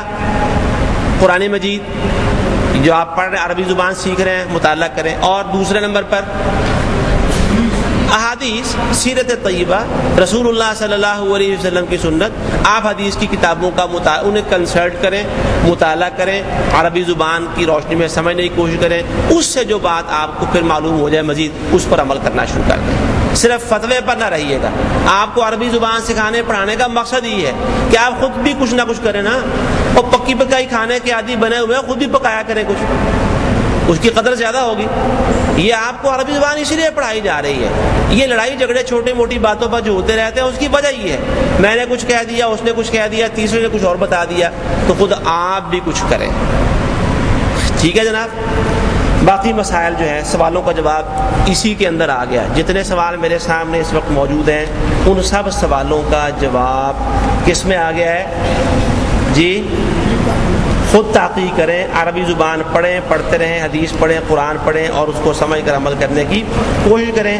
البتہ چلتے چلتے املا کی اصلاح کے لیے، املا لکھنا، یہ دیکھیں، السلام علیکم، میرے پاس ایک سوال ہے جو میں لکھا ہوا السلام علیکم، السلام، بات سمجھتے ہیں کہ میم پر جو پیش پڑھنی ہے یہ واو کی وجہ سے، اس طرح السلام علیکم لکھا جاتا ہے، یہ غلط ہے، واو نہیں آئے گی، السلام یہاں پیش پڑھیے، السلام علیکم۔ بعض لوگ السلام علیکم کے بعد یہ سیمی کولن لگا دیتے ہیں، یہ تعجب کی علامت، جو تعجب والا جملہ ہوتا ہے نا، تعجب والا، اس کے لیے تو اگر واو بھی اس میں موجود ہو اور یہ تعجب والا نشان بھی موجود ہو تو پھر بڑا دلچسپ معنی بن جاتا ہے، وہ سلام اور تھوڑے ہوتے، نہیں سلام اور تمہارے اوپر، واہ عجیب بات ہے، پھر اس کا یہ مطلب بنتا ہے، تو یہ نہیں ہونا چاہیے، یعنی لکھنے میں یہ واو بھی نہیں ہے اور السلام علیکم کے بعد یہ سیمی کولن بھی نہیں، اس کے بغیر السلام علیکم کہی ہے، وہ کسی کے سمجھ میں آئی ہے کہ نہیں آئی جی؟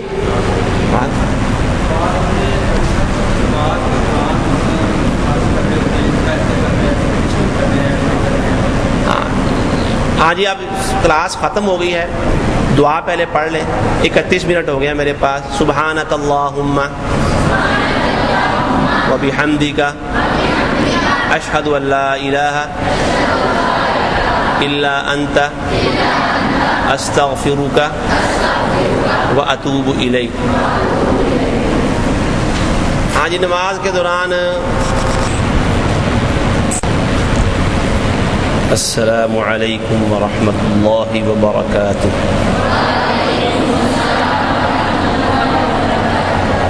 بسم اللہ الرحمن الرحیم الحمد للہ رب العالمین والعاقبۃ للمتقین والصلاة والسلام علی سید الرسل وخاتم النبیین وآلہ واصحابہ اجمعین اما بعد.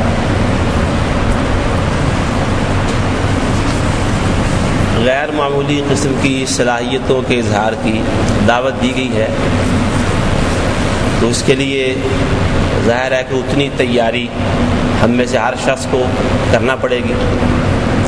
سوال بھی غیر معمولی قسم کے تیار کرنا پڑیں گے پہلے، اور پھر آپ بھی انہی غیر معمولی صلاحیتوں سے لیس ہو کر مسلح ہو کر میدان کے اندر اتریں گے. تو انشاءاللہ اللہ تعالیٰ مدد کرنے والا ہے. ہم نے یہ محاورہ یہاں 2 دفعہ اس کا پہلے ذکر ہو چکا ہے، آج تیسری مرتبہ بھی کر لیتے ہیں. من جدہ باجادہ، جی ٹھیک ہے، جس نے پا لیا. تو میدان ہم سب کے لیے ہے. اشفاق صاحب کو اس بات کی خاصی فکر لاحق ہے کہ کچھ دنوں سے انعامات کا سلسلہ رکا ہوا ہے. تو ظاہر ہے بات تو فکر مندی کی ہے. وہ کہتے ہیں کہ میں چونکہ طلباء والے سائڈ پر کھڑا ہوتا ہوں اس لیے مجھے زیادہ فکر ہے. آپ دوسری سائڈ پر ہوتے ہیں شاید اس لیے آپ کو یاد نہیں. تو ان کی یاد کروانے کا اگر آپ کہیں تو آپ کی طرف سے شکریہ ادا کر دوں میں. جی اشفاق صاحب آپ کے لیے وہ بنڈلز آف تھینک آپ جو بات کر رہے تھے وہ شکریہ سب لوگوں نے ادا کر دیا ہے کہ جی آپ نے ہمیں یاد رکھا ہے اپنی نیک تمناؤں، آرزوؤں اور خواہشوں کے اندر. تو ہم بھی امید رکھتے ہیں کہ آپ ہمیں اپنی نیک دعاؤں میں یاد رکھیں گے. اب آتے ہیں ہم نماز والا سبق مکمل کر لیں. نماز کی دعائیں اس وقت ہمارا موضوع ہیں. اس بات کے اعادے کے ساتھ ساتھ کہ وہ دعائیں جو کسی بھی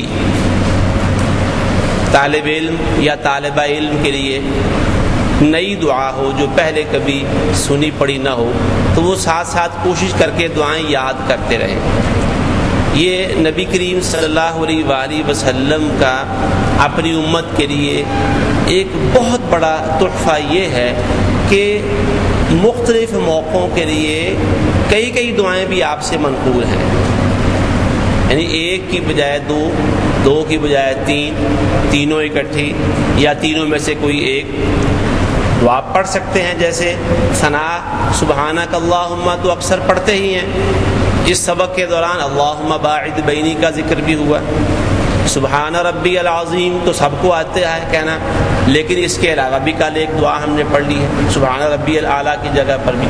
تو آگے بھی کوئی 1-2 دعائیں ایسی ضرور آئیں گی جو آپ سب لوگوں نے یاد کرنی ہے. تو ترجمہ ہم کر رہے تھے، اور اس ترجمے میں ویسے ترجمہ آپ کے یہ نماز والے سبق کے اخیر میں موجود ہے. دیکھا آپ نے کتاب میں؟ جی پوری نماز کا ترجمہ موجود ہے. اس ترجمے میں جو کتاب کے اندر چھپا ہوا ہے اور جو ترجمہ ہم یہاں کر رہے ہیں، اس میں آپ نے کوئی فرق محسوس کیا؟ کیا فرق محسوس کیا آپ نے؟ جو ترجمہ کتاب میں لکھا ہوا ہے اس ترجمے میں اور جو یہاں کلاس میں میں اور آپ مل کر رہے ہیں، دونوں میں کیا فرق ہے؟ جی ایک فرق تو یہ ہو گیا کہ وہ بامحاورہ ہے اور یہ لفظی ترجمہ ہے، ورڈ بائی ورڈ ترجمہ ہم کر رہے ہیں. اور اس میں بعض اوقات 2 3 لفظ اکٹھے آتے ہیں تو ہم ان کا بریک اپ بھی کر لیتے ہیں. اگر 3 لفظ ہیں تو ایک خاص چیز جو آپ نے اگر محسوس کی ہے تو ٹھیک، ورنہ میں آپ کے سامنے رکھتا ہوں، وہ یہ کہ جو گرامر آپ نے پڑھی ہے جس قدر، اس کا اجرا اور اس کی اپلیکیشن ہو رہی ہے.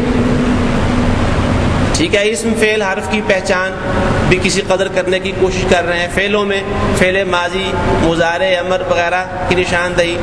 اسموں میں پھر مذکر مؤنث کا فرق یا واحد تثنیہ اور جمع، ان چیزوں کو بھی ساتھ ساتھ ہم حسب امکان لے کر چل رہے ہیں. تو آج بھی سبق میں ان چیزوں کو سامنے رکھیں گے. 2 سجدوں کے درمیان بیٹھنے کو جلسہ کہتے ہیں. ایک تو جلسے ہیں وہ جو عام طور پر ہم مسجدوں میں یا بازاروں میں سیاسی یا دینی جلسے ہوتے ہیں، ٹھیک ہے. اور ایک جلسہ یہ بھی ہے 2 سجدوں کے درمیان جو بیٹھنا ہے، اس کو جلسہ کہتے ہیں. اور حدیث شریف کے مطابق اس جلسے میں بھی اطمینان و اعتدال ہونا چاہیے۔ بعض لوگوں کو میں نے بھی کئی دفعہ دیکھا ہے، آپ نے بھی دیکھا ہوگا کہ وہ سجدے سے سر اٹھا کر پورے طور پر سیدھے نہیں ہو پاتے کہ پھر وہ سجدے میں گر جاتے ہیں۔ تو یہ اعتدال و اطمینان کے خلاف ہے، اعتدال اور اطمینان کے خلاف ہے۔ اعتدال اور اطمینان یہ نماز کے ہر حصے کا لازمی رکن ہے، اور یہ بات حدیث ابھی میرے ذہن میں آئی ہے اعتدال و اطمینان کے حوالے سے، جو میں آپ سے شیئر کر رہا ہوں، کہ جو آدمی نماز میں اعتدال اور اطمینان کا مظاہرہ نہیں کرتا، مغروں لاؤن کی کوشش کرتا ہے، یہ سادہ لفظوں میں یہ کہتا ہے، اس آدمی کے لیے نماز کی طرف سے نماز کے بعد بد دعائیں ہیں کہ اللہ تعالیٰ تمہیں برباد اور ضائع کر دے جیسے تو نے مجھے برباد اور ضائع کیا ہے۔ نماز تو اس لیے پڑھی تھی نا کہ اللہ کی رحمتیں نازل ہوں گی، اللہ تعالیٰ خوش ہوگا، تو وہ الٹا معاملہ ہو گیا اس کے بالکل برعکس کہ نماز بد دعائیں کر رہی ہے۔ تو وہ اس وقت ہوتا ہے جب نماز کو کامل یکسوئی سے، پورے انہماک اور توجہ سے، اطمینان اور اعتدال سے ادا نہ کیا جائے۔ 15-20 منٹ 25 منٹ کا وقت کوئی بہت بڑا وقت نہیں ہوتا، اگر انسان آرام سے نماز پڑھے تو اطمینان سے پڑھنے سے فوائد زیادہ ہے۔ تو یہ دونوں سجدوں کے درمیان وقفہ ایک جلسہ ہے، اور اس کے لیے دعائیں ہیں، دو میں سے کوئی ایک پڑھ سکتے ہیں، ایک دعا کی فقرے زیادہ ہیں اور ایک کی فقرے کم ہیں۔ صفحہ نمبر 61 ہے کتاب کا، اور جلسے کی دعائیں۔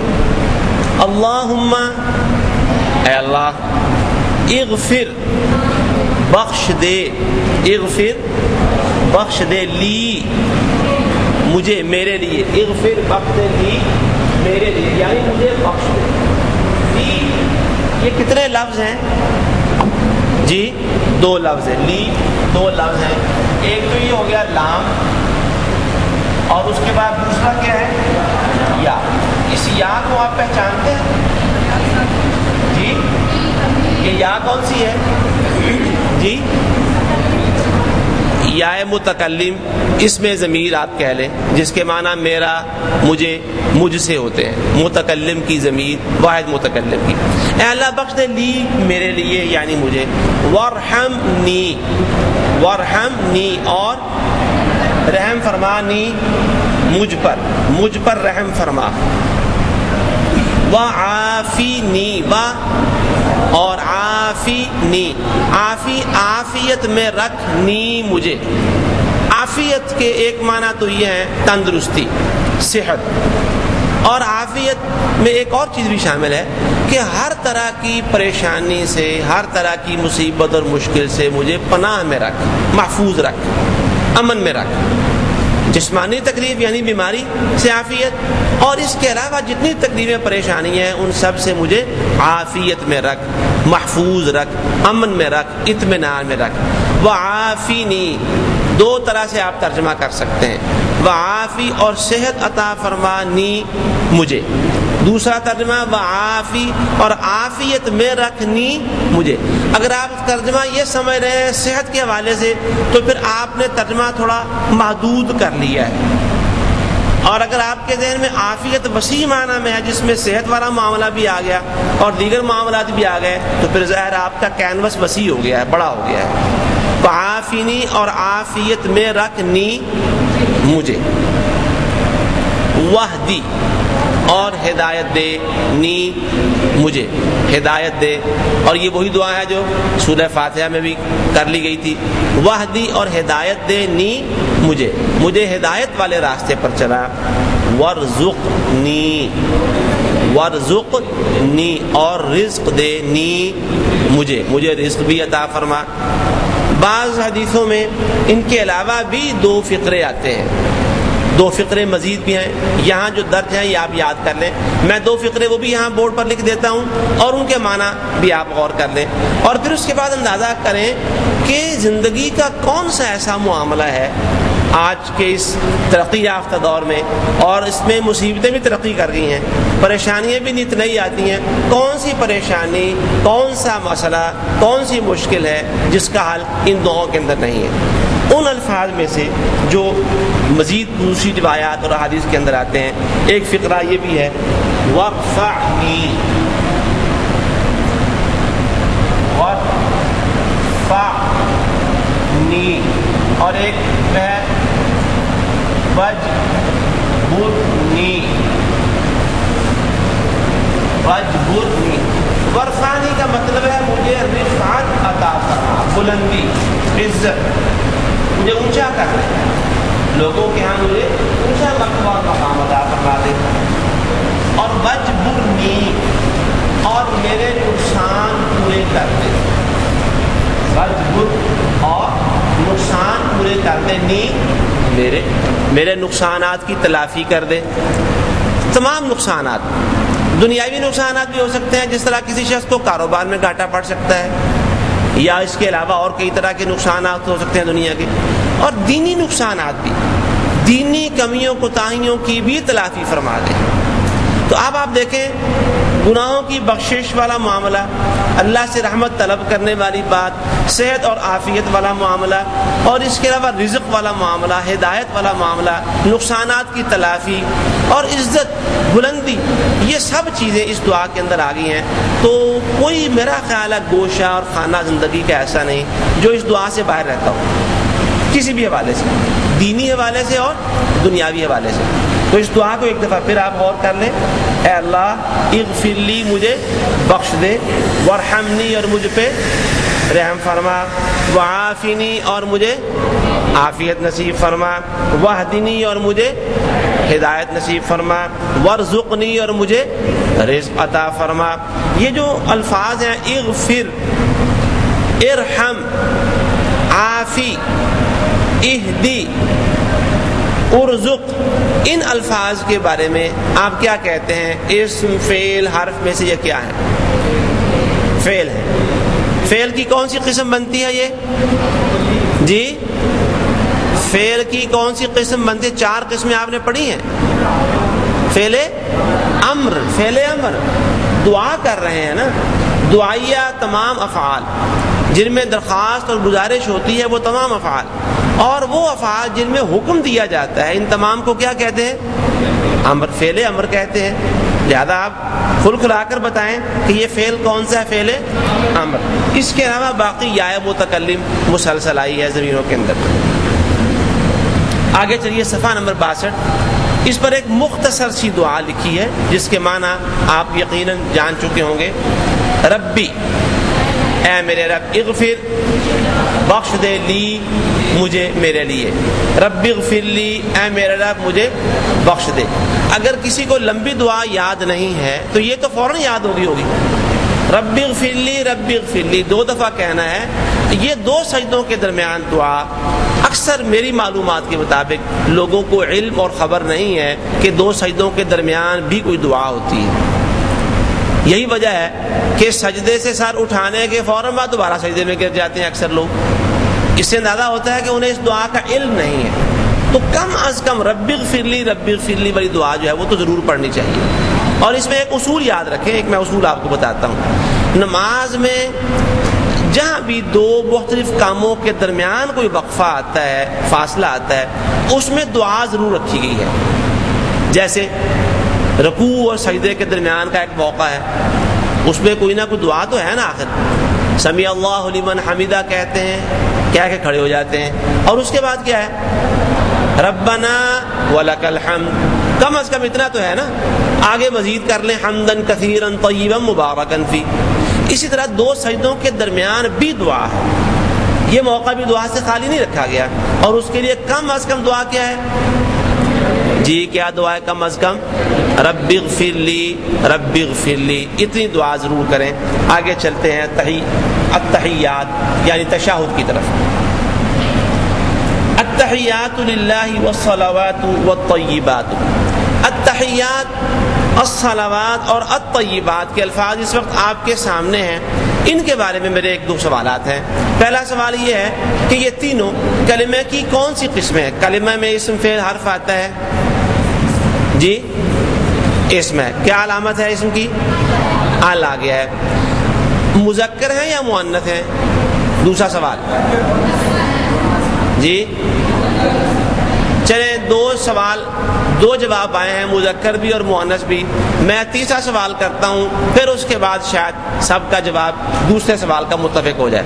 وہ تیسرا سوال یہ ہے کہ عدد کے لحاظ سے یہ لفظ کیا ہے، واحد، تثنیہ یا جمع کیا ہے؟ جمع. کیا ہے؟ جمع. جمع کا لفظ ہے یہ. آپ نے جمع کی کون سی نشانی دیکھی ہے اس میں؟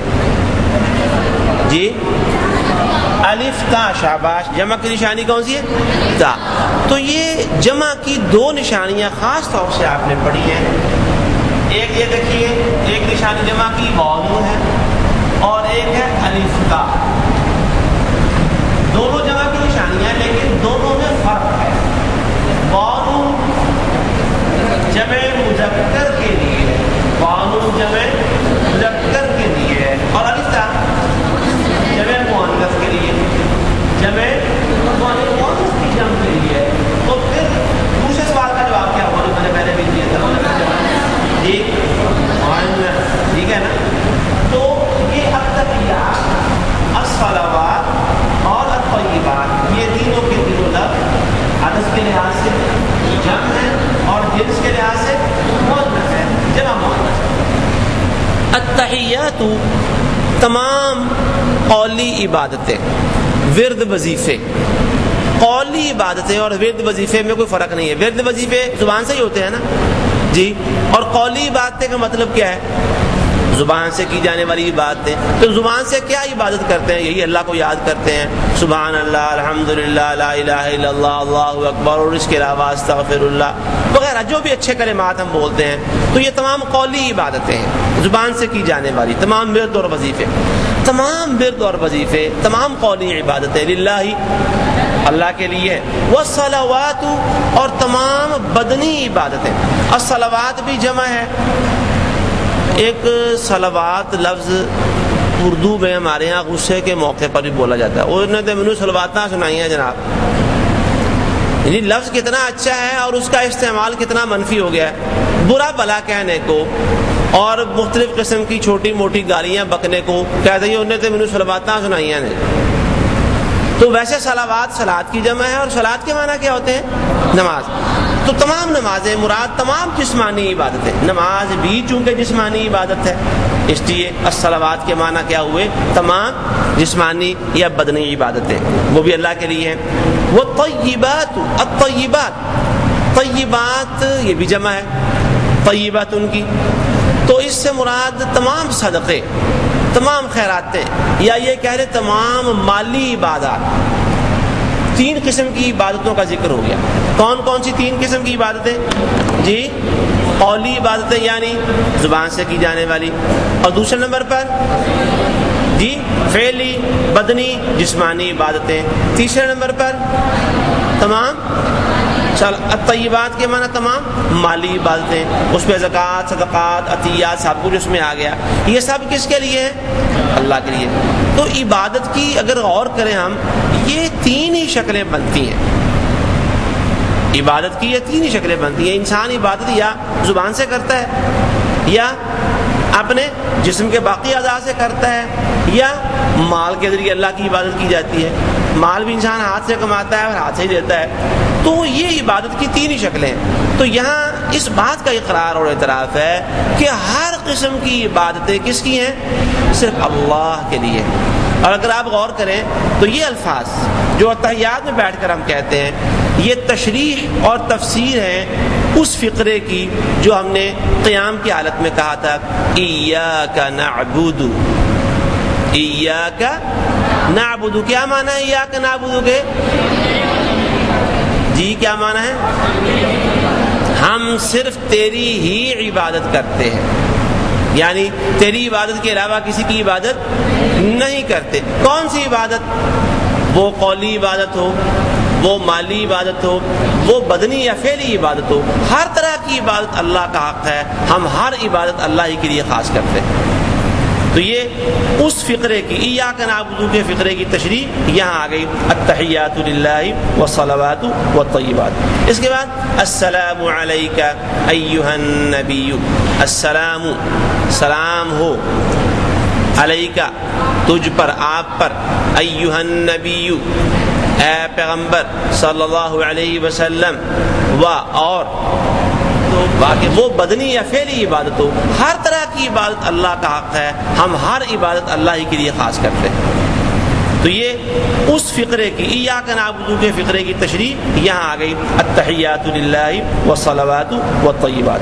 اس کے بعد السلام علیک ایھا النبی، السلام سلام ہو، علیکہ تجھ پر، آپ پر، ایھا النبی اے پیغمبر صلی اللہ علیہ وسلم، اور کے معنی اور، رحمت اللہ اللہ کی رحمت ہو، برکاتہ کے معنی اور، برکاتہ برکتیں ہو اس کی، برکاتہ برکتیں اس کی۔ برکات لفظ کے بارے میں آپ کا کیا خیال ہے؟ عدد کے لحاظ سے یہ کیا ہے جی؟ جمع، اور جمع کون سی، مذکر یا مؤنث؟ جمع مؤنث ہے۔ اور اس کے ساتھ یہ جو ہو کا لفظ آپ دیکھ رہے ہیں، اس کے بارے میں آپ کیا کہتے ہیں جی؟ اس میں ضمیر، تو یہ ضمیر کی کون سی قسم بات ہے؟ ضمیر کی قسم، ضمیر کا صیغہ نہیں، قسم جی؟ اضافی نسبتی ضمیر، کوریلیشن ہو گئی ہے دونوں لفظوں کی، برکات کی نسبت ہو ضمیر کی طرف ہو گئی ہے، اس کی ہی برکت، کس کی؟ برکات، اور اس کی برکتیں ہوں۔ پھر ایک دفعہ السلام علیک ایھا النبی، سلام ہو آپ پر اے پیغمبر صلی اللہ علیہ وسلم، ورحمت اللہ اور اللہ کی رحمتیں ہوں، وبرکاتہ اور اس کی برکتیں ہوں، السلام علینا سلام ہو، سلامتی ہو، علینا ہم پر، ہمارے اوپر سلامتی ہو، وعلا علینا ہم پر سلامتی ہو، اور کس پر؟ وعلا اور، علا کے معنی پر، اوپر، عباد اللہ کیا معنی ہوئے؟ اللہ کے بندے، الصالحین کے معنی نیک، السلام علینا وعلی عباد اللہ الصالحین، سلامتی ہو ہم پر اور اللہ کے سب نیک بندوں پر، اللہ کے سب نیک بندوں پر۔ اور یہ جو کلمات یہاں تک جتنے ہم نے پڑھ لیے ہیں، یہ رسول اللہ صلی اللہ علیہ وسلم جب اللہ رب العزت کی بارگاہ میں حاضر ہوئے تھے اور اللہ نے خود آپ کو اپنے پاس بلایا تھا جی، اللہ رب العزت نے اپنے رسول صلی اللہ علیہ وسلم کو بلایا تھا ساتوں آسمانوں سے اوپر معراج کی رات، تو آپ نے اللہ رب العزت کے حضور اپنی طرف سے جو عجز و نیاز کے تحفے پیش کیے تھے وہ یہ الفاظ تھے، التحیات للہ والصلوات والطیبات، اور اللہ تعالیٰ نے اس کے جواب میں یہ کہا، السلام علیکہ ایھا النبی ورحمۃ اللہ وبرکاتہ۔ فرشتے بھی اس گفتگو کے اندر شریک اور شامل ہو گئے، کہنے لگے السلام علینا وعلی عباد اللہ الصالحین، کہ سلامتی ہم پر بھی ہو اور اللہ کے باقی سب نیک بندوں پر ہو۔ تو اس کو بعد میں ظاہر رسول اللہ صلی اللہ علیہ وسلم معراج سے جب واپس تشریف لائے تھے تو ایک بہت بڑا تحفہ لے کر آئے تھے اللہ کی طرف سے امت کے لیے جی، نماز کا تحفہ لے کر آئے تھے۔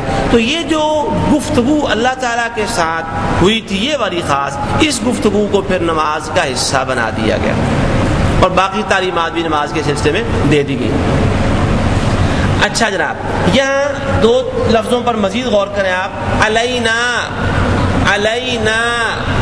علی، علا کیا چیز ہے؟ پر کیا ہے؟ اس کو کیا کہیں گے؟ اسم کہیں گے، فعل کہیں گے یا حرف کہیں گے؟ حرف ہو گیا یہ۔ اور نا کیا ہے؟ ضمیر۔ کون سا صیغہ ہے ضمیر کا؟ جمع متکلم ہے۔ ایسے ہی ایک لفظ آیا ہے عباد بندے، عبد کی جمع ہے یہ، عبدن ایک بندہ، دو کے لیے کیا لفظ ہوگا بلا دو بندوں کے لیے؟ دو بندوں کے لیے عبدانی، تو زیادہ کے لیے عبدونا نہیں ہے، زیادہ کے لیے لفظ کیا ہے؟ عبادن، عبادن۔ ایک اور لفظ دیکھیے الصالحین، اور کیجئے ذرا صالحین لفظ پر، عدد کے لحاظ سے یہ کیا ہے؟ جمع، ٹھیک ہے؟ تو جمع مذکر یا مؤنث؟ مذکر۔ کہاں سے، کس لفظ سے، کس علامت سے پہچانا آپ نے؟ یا نون آ گئی۔ آپ کو یاد ہوگا کہ مذکر کا ایک فارمولہ بانون ہے اصل میں، لیکن وہی الفاظ یا نون کے ساتھ بھی آتے ہیں، جیسے محسنون، محسنین، متقون، متقین، ایسے ہی صالحون اور صالحین۔ تو صالحین کا واحد کیا ہوگا؟ صالحن، ٹھیک ہے؟ قرآن میں بار بار آتا ہے صالحات کا لفظ، صالحات، یہاں صالحین ہے اور الصالحات آتا ہے، الصالحات بھی جمع ہے، الصالحین بھی جمع ہے۔ الصالحات اور الصالحین میں جمع کے لحاظ سے کیا فرق ہے؟ مذکر اور مؤنث کا فرق ہے۔ الصالحین جمع مذکر ہے، الصالحات جمع مؤنث ہے۔ اس کے بعد شہادتین، دو شہادتیں، اشہدو، جی میں، ٹھیک ہے، میں شہادت دیتا ہوں، دیتی ہوں، میں اقرار کرتا ہوں، کرتی ہوں، میں گواہی دیتا ہوں، دیتی ہوں، کس بات کی؟ ان کہ لا الہ، لا نہیں ہے، الہ کوئی الہ نہیں ہے، کوئی معبود برحق نہیں ہے، الا اللہ، سوائے اللہ کے، سوائے اللہ کے، اللہ کے سوا کوئی معبود برحق نہیں ہے۔ واشہدو، اور میں یہ بھی شہادت دیتا، دیتی ہوں، اور میں اس بات کا بھی اقرار کرتا، کرتی ہوں، اور میں اس بات کی بھی شہادت دیتا، دیتی ہوں، کیا؟ انا، کہ بے شک محمدن، محمد صلی اللہ علیہ وسلم، عبدہ، عبدہ، عبدہ کے معنی کیا ہے؟ عبد، بندہ۔ ابھی پیچھے جمع کا لفظ آیا ہے عبدہ، اور اس کے بعد رسول، اس کے ساتھ آگے جو الفاظ آ رہے ہیں وہ ہے ہو، عبدہ اور رسول، اس کے بندے ہیں اور اس کے رسول ہیں اللہ تعالیٰ کے، اور میں گواہی دیتا ہوں کہ محمد صلی اللہ علیہ وسلم اللہ کے بندے ہیں اور اللہ کے رسول ہیں۔ الفاظ پر ذرا ایک دفعہ آپ یہاں اس حصے پر نظر ڈالیں، جی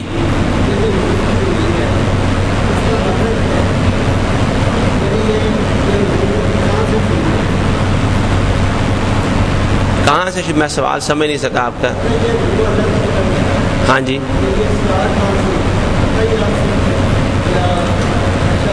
اچھا، یعنی اشہد، نہیں، اشہد ان لا الہ الا اللہ میں آ گیا نا شہادت میں۔ ان کا سوال یہ ہے کہ ضمیر ہمیشہ کسی نام کی جگہ بولی جاتی ہے، تو یہاں عبدہ میں جو مطلب تو یہی ہے نا اللہ کے بندے، رسول میں رسول، اللہ کے رسول، تو یہ اللہ التحیات للہ والا اللہ ہے لفظ، یا اشہد ان لا الہ الا اللہ والا ہے؟ تو ظاہر ضمیر کا مرجع قریب ہوتا ہے، جس لفظ کے لیے ضمیر بولی جاتی ہے عام طور پر وہ لفظ قریب والا ہوتا ہے، تو قریب اشہد ان لا الہ الا اللہ والا یہ لفظ اللہ۔ اچھا، میرا سوال یہ ہے کہ اس پورے فقرے میں ہم نے تین باتوں کا سب سے پہلے جائزہ لینا ہے، اسم، فعل، حرف۔ ایک ایک لفظ دیکھتے جائیں، اسم کون سا ہے، فعل کون سا ہے اور حرف کون سا ہے۔ ہاں جی، اشہدو، اشہدو کیا ہے؟ فعل ہے۔ ان کیا ہے؟ حرف ہو گیا۔ لا نہیں، لا کیا ہے؟ حرف ہو گیا، بالکل ٹھیک ہے۔ الہ، معبود، اسم، جس کی عبادت کی جائے اس کو کیا کہتے ہیں؟ الہ۔ اچھا، الا، مگر، سوائے، حرف ہو گیا کیونکہ کسی چیز کا نام نہیں ہے، نہ ہی کام کا ذکر ہے۔ اللہ، اسم ہو گیا، و، حرف۔ اشہدو پھر آ گیا فعل، ان، حرف ہو گیا، محمدن، عبدہ، دو لفظ ہو گئے نا، اس کے بندے، دو لفظ ہیں، عبد اور ہو دونوں کیا ہیں؟ دونوں اسم ہو گئے۔ اچھا، واہ اور حرف ہو گیا، رسولہ، رسول بھی اسم ہے، ہو اسم ہے، اس میں ضمیر۔ اگلا سوال، یہ تو پہلا مرحلہ تھا. عبدہ اور رسولہ میں جو ہو ضمیر آئی ہے، یہ میں نے الگ کر کے لکھا ہے، یہ ضمیر کی کون سی قسم ہے؟ اضافی. یعنی رسول اور عبد دونوں اسم ہیں، اسم کے ساتھ جب ضمیر آتی ہے تو وہ اضافی ضمیر کہلاتی ہے، یعنی دونوں کی آپس میں ریلیشن ہوتی ہے. اچھا، اس کے بعد ایک اور بات بھی آپ بتائیں. اشہدو یہ کون سا فعل ہے؟ فعل کی 4 قسمیں پڑھی ہیں آپ نے، چاروں میں سے یہ کون سا ہے؟ فعل مضارع. فعل مضارع، ٹھیک ہے، آپ نے صحیح کہا فعل حال، لیکن عربی زبان میں فعل حال کو فعل مضارع کہتے ہیں، فعل مستقبل کو بھی فعل مضارع کہتے ہیں، اور فعل حال کو بھی فعل مضارع کہتے ہیں. یہ فعل مضارع ہے، کیا نشانی ہے جی؟ فعل مضارع کی نشانی کیا ہے؟ حمزہ آ گیا شروع میں. نشانیاں، پکی نشانیاں فعل مضارع کی یاد کریں. کتنی نشانیاں ہیں؟ 4. کتنی نشانیاں ہیں؟ 4. آج آپ کھائے ہوئے ہیں ادھار، بولنے پر قسم ہی کھائی ہوئی ہے لگ رہا آج تو کہ بول کے نہیں دینا. کتنی نشانیاں ہیں؟ 4 نشانیاں فعل مضارع کی. کون کون سی؟ نمبر 1 یا، نمبر 2 تان، نمبر 3 حمزہ، نمبر 4 نون. یا تا حمزہ نون. تو یہاں کون سی نشانی ہے؟ حمزہ. اشہدو میں شہادت دیتا ہوں. ذرا آپ نے پڑھے ہوئے سبق کی مشق کیجئے. اگر یہ کہنا ہو کہ ہم سب شہادت دیتے ہیں تو اس کے لیے کیا لفظ ہوگا؟ نشہدو. بالکل ٹھیک ہے آپ نے. اگر یہ کہنا ہو کہ وہ ایک مرد شہادت دیتا ہے، ایک، صرف ایک، کیا ہوگا؟ یشہدو. کیا ہوگا؟ یشہدو. وہ سب مرد شہادت دیتے ہیں، سب کے سب. لگتا ہے سبق یاد نہیں کیا گھر جا کے، پرسوں کا سبق ہے. اچھا، مجھے اس میں کوئی اعتراض نہیں ہے اگر آپ فعل مضارع والا سبق کھول کے نقل مار کے بتا دیں تو مجھے کوئی اعتراض نہیں ہے. فی الحال نقل مارنے پر کوئی پابندی نہیں ہے، لگائیں گے پابندی لیکن وہ اپنے اصل وقت پر. ٹھیک ہے. ہاں جی، میرا سوال یہ تھا کہ وہ سب مرد شہادت دیتے ہیں، کیا ہوگا؟ یشہدون. کیا ہوگا؟ دونا. میں شہادت دیتا ہوں، اشہدو. میں شہادت دیتی ہوں، اشہدو. ہم سب شہادت دیتے ہیں، نشہدو. تو شہادت دیتا ہے، ایک واحد، کیا ہوگا؟ تشہدو. شاباش. تم سب شہادت دیتے ہو، تشہدون. وہ شہادت دیتا ہے، ایک، کیا لفظ ہوگا؟ ایک، واحد. یشہدو. وہ ایک مرد شہادت دیتا ہے، کیا لفظ ہوگا؟ یشہدو. وہ سب مرد شہادت دیتے ہیں. بھائی کدھر سے آنا ہے آپ کا؟ یشہدون. وہ ایک عورت شہادت دیتی ہے، وہ ایک عورت شہادت دیتی ہے. ایک بھائی، ایک ایک ایک ایک. کیا کہا آپ نے؟ تشہدو. وہ ایک عورت شہادت دیتی ہے، یا کی جگہ پر تا آ جائے گی. وہ ایک عورت شہادت دیتی ہے، وہ سب عورتیں شہادت دیتی ہیں، سب عورتیں، سب. یشہدنا. کیا ہوگا؟ یشہدنا. وہ سب عورتیں شہادت دیتی ہیں، یشہدنا. تم سب عورتیں شہادت دیتی ہو جی؟ ہاں حرم بولو، کیا کہا جی؟ تشہدنا.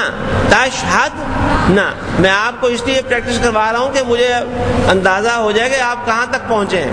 تو وہ سبق تو اس کے بعد لگتا ہے ہاتھ ہی نہیں لگایا آپ نے، آگاہ دوڑتے پیچھا چوڑ.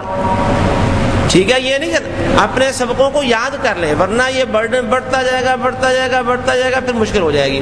اپنے سبق ساتھ ساتھ یاد کر لیں. تو اشہدو واحد متکلم ہے فعل مضارع میں سے، اور نشہدو جمع متکلم. یشہدو. یشہدو. یشہدو واحد مذکر غائب. یشہدون جمع مذکر غائب. تشہدون. تشہدون. آپ لوگ حاضر ہیں؟ کیوں جی بتائیے، آپ حاضر ہیں؟ سب لوگ حاضر ہیں نا کہ غیر حاضر ہے؟ کون کو غیر حاضر ہاتھ کھڑا کرے ذرا. سب حاضر ہیں. تو تشہدون بتائیے کون سا صیغہ ہے؟ جمع مذکر حاضر. چلیں جی آگے چلتے ہیں. التحیات کا ترجمہ اور اس میں اپنی گرامر کا کچھ حل لفظوں پر ہم نے کوشش کی ہے. آگے چلتے ہیں. درود شریف. اللہم اے اللہ صلی رحمت نازل فرما. صلی صلاۃ سے رحمت نازل فرما. اللہم اے اللہ صلی رحمت نازل فرما علی محمد محمد صلی اللہ علیہ وسلم پر. علی محمد محمد صلی اللہ علیہ وسلم پر. وعلی آل محمد با کے معنی کیا ہوتے ہیں؟ اور علی پر. آل آل محمد محمد اور آل محمد محمد صلی اللہ علیہ وسلم کی آل پر آپ کے اہل بیت اہل خانہ پر رحمت نازل فرما. کما جیسا کہ جس طرح جیسے صلیتا. جی صلیتا کے معنی کیا ہے؟ تو نے رحمت نازل فرمائی. صلیتا صلیتا تا زبر تا. ذرا غور رکھیں اس پر, ابھی آپ سے اس بارے میں سوال کیا جائے گا. رحمت نازل فرما محمد پر صلی اللہ علیہ وسلم. وعلی آل محمد اور محمد صلی اللہ علیہ وسلم کی آل پر رحمت نازل فرما. کما جیسے صلیتا تو نے رحمت نازل فرمائی علی ابراہیم ابراہیم پر علیہ السلام. وعلی آل ابراہیم اور ابراہیم علیہ السلام کی آل پر. انکا بے شک تو. انکا بے شک تو. تو کس کے معنی ہے؟ کا. کاف زبر کا کے معنی ہے تو. تو کاف کے بارے میں آپ کیا جانتے ہیں؟ انکا میں اس میں ضمیر ہے. کاف اس میں ضمیر ہے.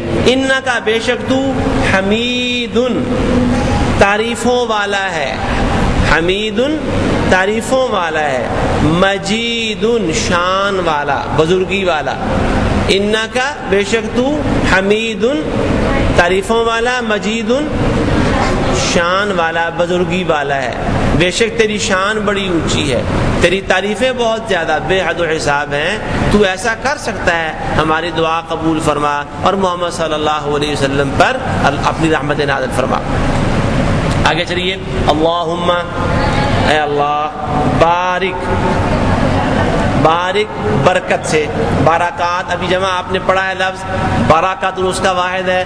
برکتیں نازل فرما علی محمد محمد صلی اللہ علیہ وسلم پر. وعلی آل محمد اور محمد صلی اللہ علیہ وسلم کی آل پر. کما جیسے جس طرح بارکتا تو نے برکتیں نازل فرمائی. جس طرح تو نے برکتیں نازل فرمائی علی ابراہیم ابراہیم علیہ السلام کی ابراہیم علیہ السلام پر. وعلی آل ابراہیم اور ابراہیم علیہ السلام کی آل پر. انکا بے شک تو حمید تعریفوں والا. مجید شان والا بزرگی والا ہے. یہ درود جس میں رسول اللہ صلی اللہ علیہ وسلم کے لیے رحمتوں کے نزول اور برکتوں کے نزول کی دعائیں ہیں. یہاں یہ بات یاد رکھنی چاہیے کہ ہم اگر رسول اللہ صلی اللہ علیہ وسلم پر نماز کے دوران یا نماز کے علاوہ آپ پر درود پڑھتے ہیں, صلاۃ اور سلام کا اہتمام کرتے ہیں, تو دیکھیں بعض اللہ تعالیٰ کے احسانات ایسے نرالے ایسے چھوٹے اور عجیب ہوتے ہیں کہ انسان حیران رہتا ہے. دعا کرتے ہیں ہم ان کے حق میں اور کام ہمارا بنتا ہے سننے والا ہے, اور کوئی نہیں جو دعا اور درخواست سن سکتا ہو, قبول کر سکتا ہو. ان ربی لسمیع الدعاء. حضرت ابراہیم علیہ السلام نے فرمایا تھا کہ حقیقت میں میرا رب ہی تو ہے جو ہمیشہ دعائیں سنتا ہے, رب کے سوا کوئی دعائیں نہیں سنتا. تو ہم نے اللہ سے درخواست کی لیکن کام ہمارا بنتا ہے. دعا ان کے لیے، درخواست ان کے لیے کرتے ہیں، اور بات کس کی بنتی ہے؟ ذرا اندازہ کیجئے کہ اس دعا کی اہمیت کیا ہے۔ رسول اللہ صلی اللہ علیہ وسلم نے فرمایا کہ من صلی علی واحدۃ صلی اللہ علیہ عشرا، جو مجھ پر ایک دفعہ صلاۃ کا اہتمام کرتا ہے، اللہ رب العزت اس کے لیے 10 رحمتیں اتارتا ہے۔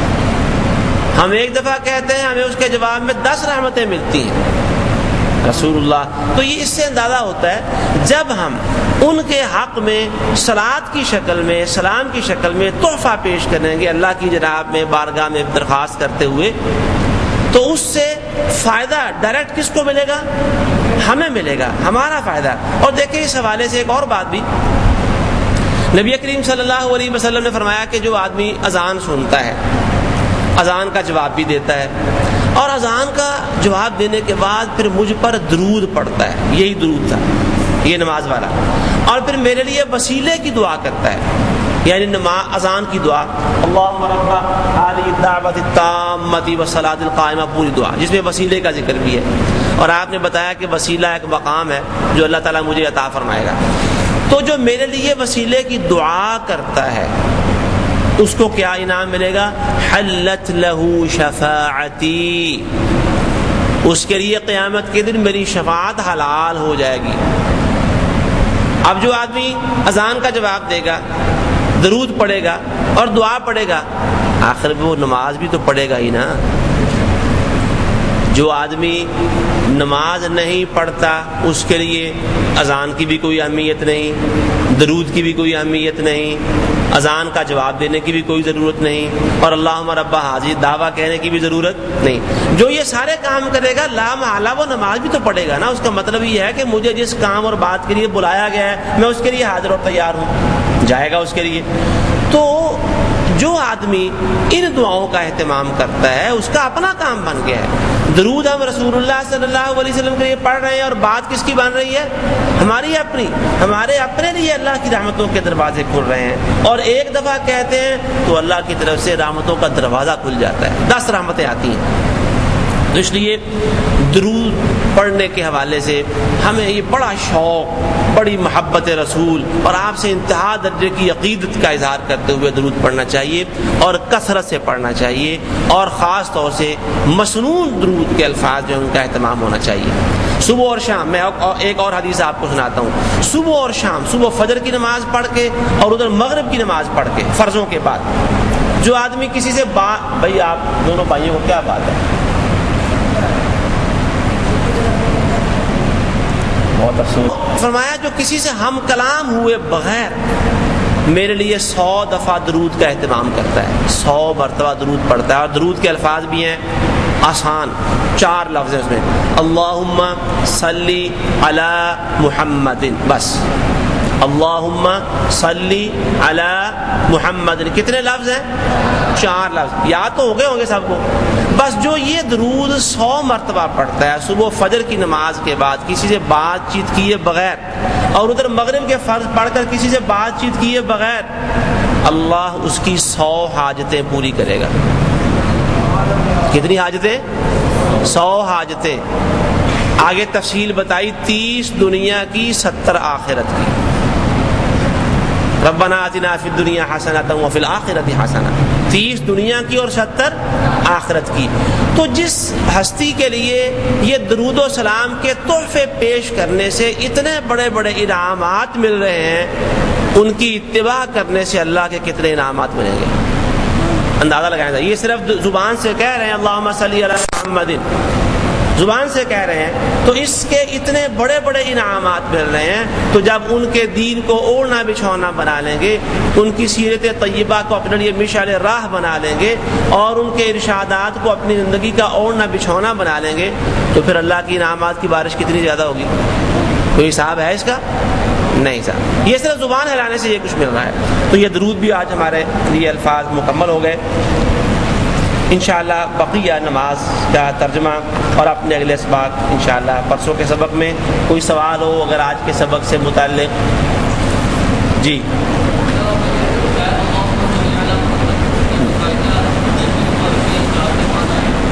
ہاں جی، یہ سوال ہے کہ جو ابھی میں نے بتایا ہے اللہم صلی علی محمد، کیا یہ اسی طرح حدیث میں آئے ہیں؟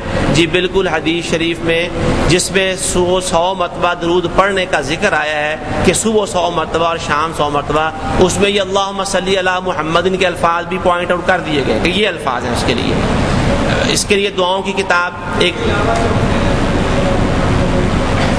نا سنیں، جو ایک سن لیں، حدیث کا مطلب یہ ہوتا ہے کہ اس میں جس مقصد کے لیے جتنا کام جو بتا دیا گا اتنا ہی کرنا ہے۔ میں نے جو 100 مرتبہ والی حدیث سنائی ہے صبح اور شام کے حوالے سے اور اس کے جو فوائد بتائے ہیں، اس میں درود کے الفاظ صرف اللہم صلی علی محمد ہیں، اس میں کوئی اور اضافہ نہیں کرنا۔ اضافے کے حوالے سے ایک پوائنٹ سوال بڑا اچھا کیا آپ نے۔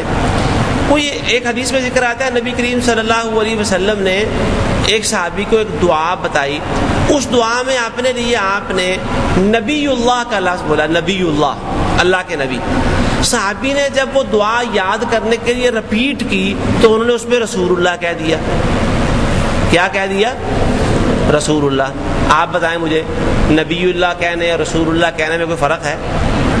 آپ نبی اللہ بھی ہیں، رسول اللہ بھی ہیں، بات تو وہی ہے نا۔ آپ نے فرمایا میں نے تو تمہیں نبی اللہ پڑھایا تھا، تم رسول اللہ پڑھ رہے ہو۔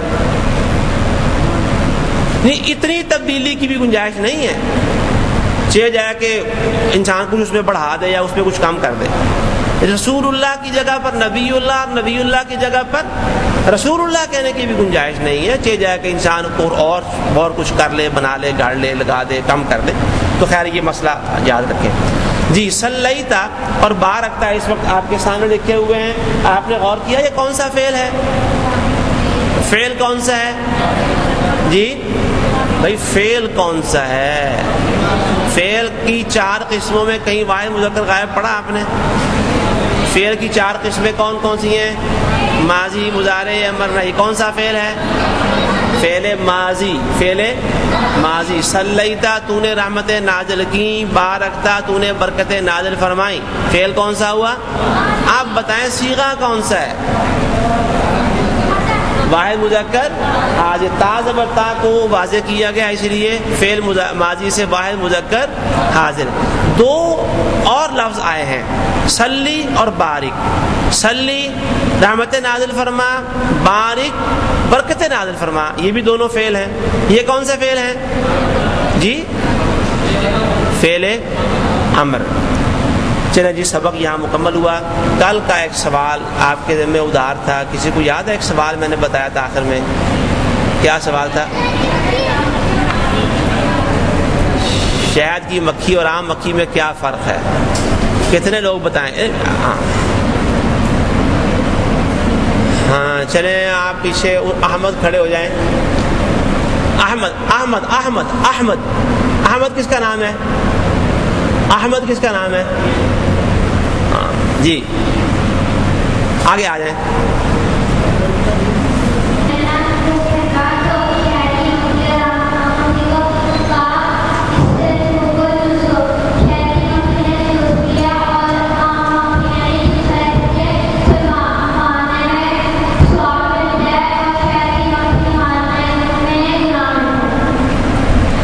چلے ماشاءاللہ، ہمت، بولنے کی ہمت اور معلومات پہنچانے کی ہمت پر داد دینی چاہیے۔ مزید یہ سلسلہ ابھی جاری رہے گا انشاءاللہ، اور اس سوال کا کوئی اچھا مناسب، اور جس طرح اشفاق صاحب نے کہا ہے کہ غیر معمولی، جی انیس صاحب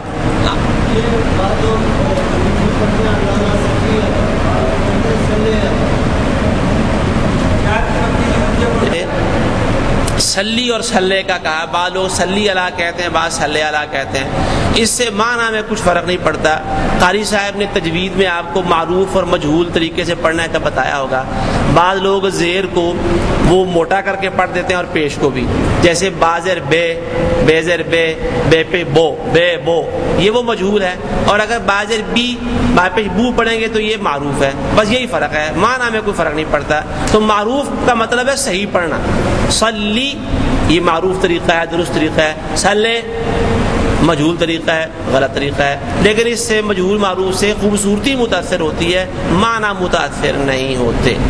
جی میرے پاس ویسے الحمدللہ ہمت ہے، میں شہد کی مکھی کے بارے میں تمام معلومات آپ سے شیئر کرنے کے لیے بالکل تیار ہوں. باقی جو لوگ اگر سب بیٹھ کر سننا چاہتے ہیں تو پھر ہم شروع کر دیتے ہیں. جی تیار ہیں؟ یہ باری باری سب. جی اب یہاں آتے ہیں.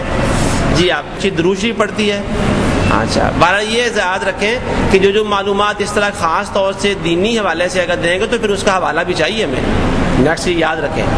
جی ادھر سے ہاں میں آپ کو پیچھے محض ایک موضوع نہیں ہے کہ بس اس پر ڈسکس کر لیا اس مکھی کا اس کا فرق کر لیں. ہمیں اپنے معاملے پر غور کرنا چاہیے کہ ہم کیا ہیں. شہد کی مکھی بننا پسند کرتے ہیں یا دوسری مکھی؟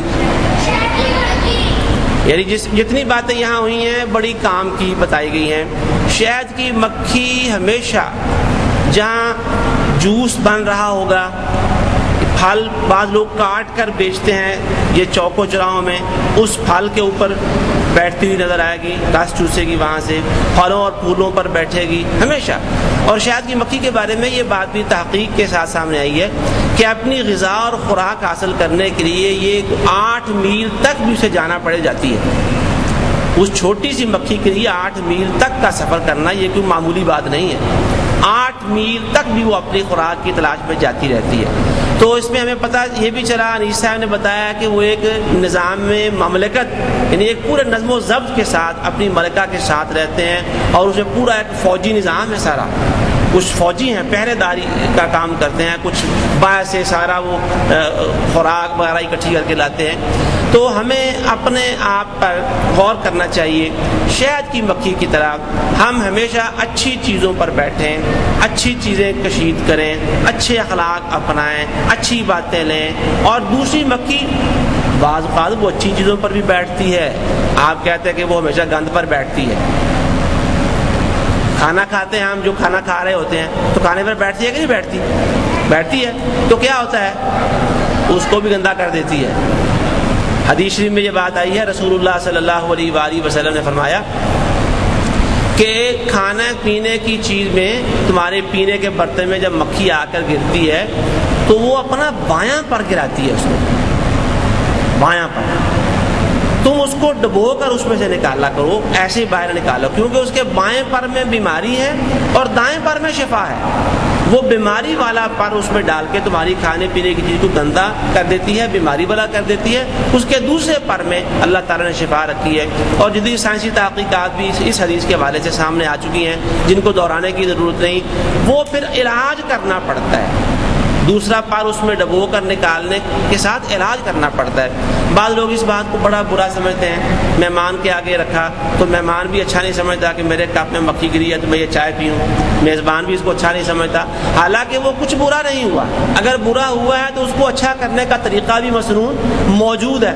تو اتنی زیادہ اپنے آپ میں صفائی، پاکیزگی، طہارت کا مظاہرہ نہیں کرنا چاہیے جو سنت سے بھی آگے بڑھ جائے. ٹھیک ہے. تو دوسری عام مکھی اچھی چیزوں پر بھی بیٹھتی ہے لیکن اس کو خراب کرنے کے لیے، گندا کرنے کے لیے، جبکہ شہد کی مکھی بیٹھتی ہی اچھی چیزوں پر ہے. اور پھر دیکھیں پھل میں سے، پھولوں میں سے بس کام کی چیز لیتی ہے. کچھ جوس اور رس میں جوس لیتی ہے، ہر چیز نہیں لیتی کہ پورے کا پورا سیب ہی کھا جائے مثلا، یہ پورا پھول ہڑپ کر جائے. اس میں سے بس کشید کرتی ہے، نکالتی ہے. ہم نے بھی یہی کام کرنا ہے. اچھی چیزوں، اچھی جگہوں پر بیٹھنا ہے، اچھے افراد کے ساتھ رابطہ رکھنا ہے، اچھی چیزیں لینی ہیں. اور اصول ہے خذ ما صفا ودع ما قدر. خذ ما صفا یہ عربی زبان کا مقولہ ہے. خذ ما صفا ودع ما قدر. اچھی چیز لے لو اور بری چیز چھوڑ دو.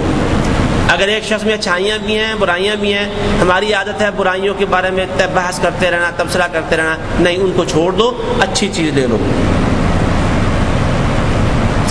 سائنسی تحقیق کا یہاں حوالہ دیا گیا ہے کہ جس پھل یا پھول میں زہر ہو اسے چوس کر مرنے سے پہلے وہاں ایک ایسا نشان چھوڑ کر مرتی ہے کہ اس سے دوسری مکھیاں بچ جائیں.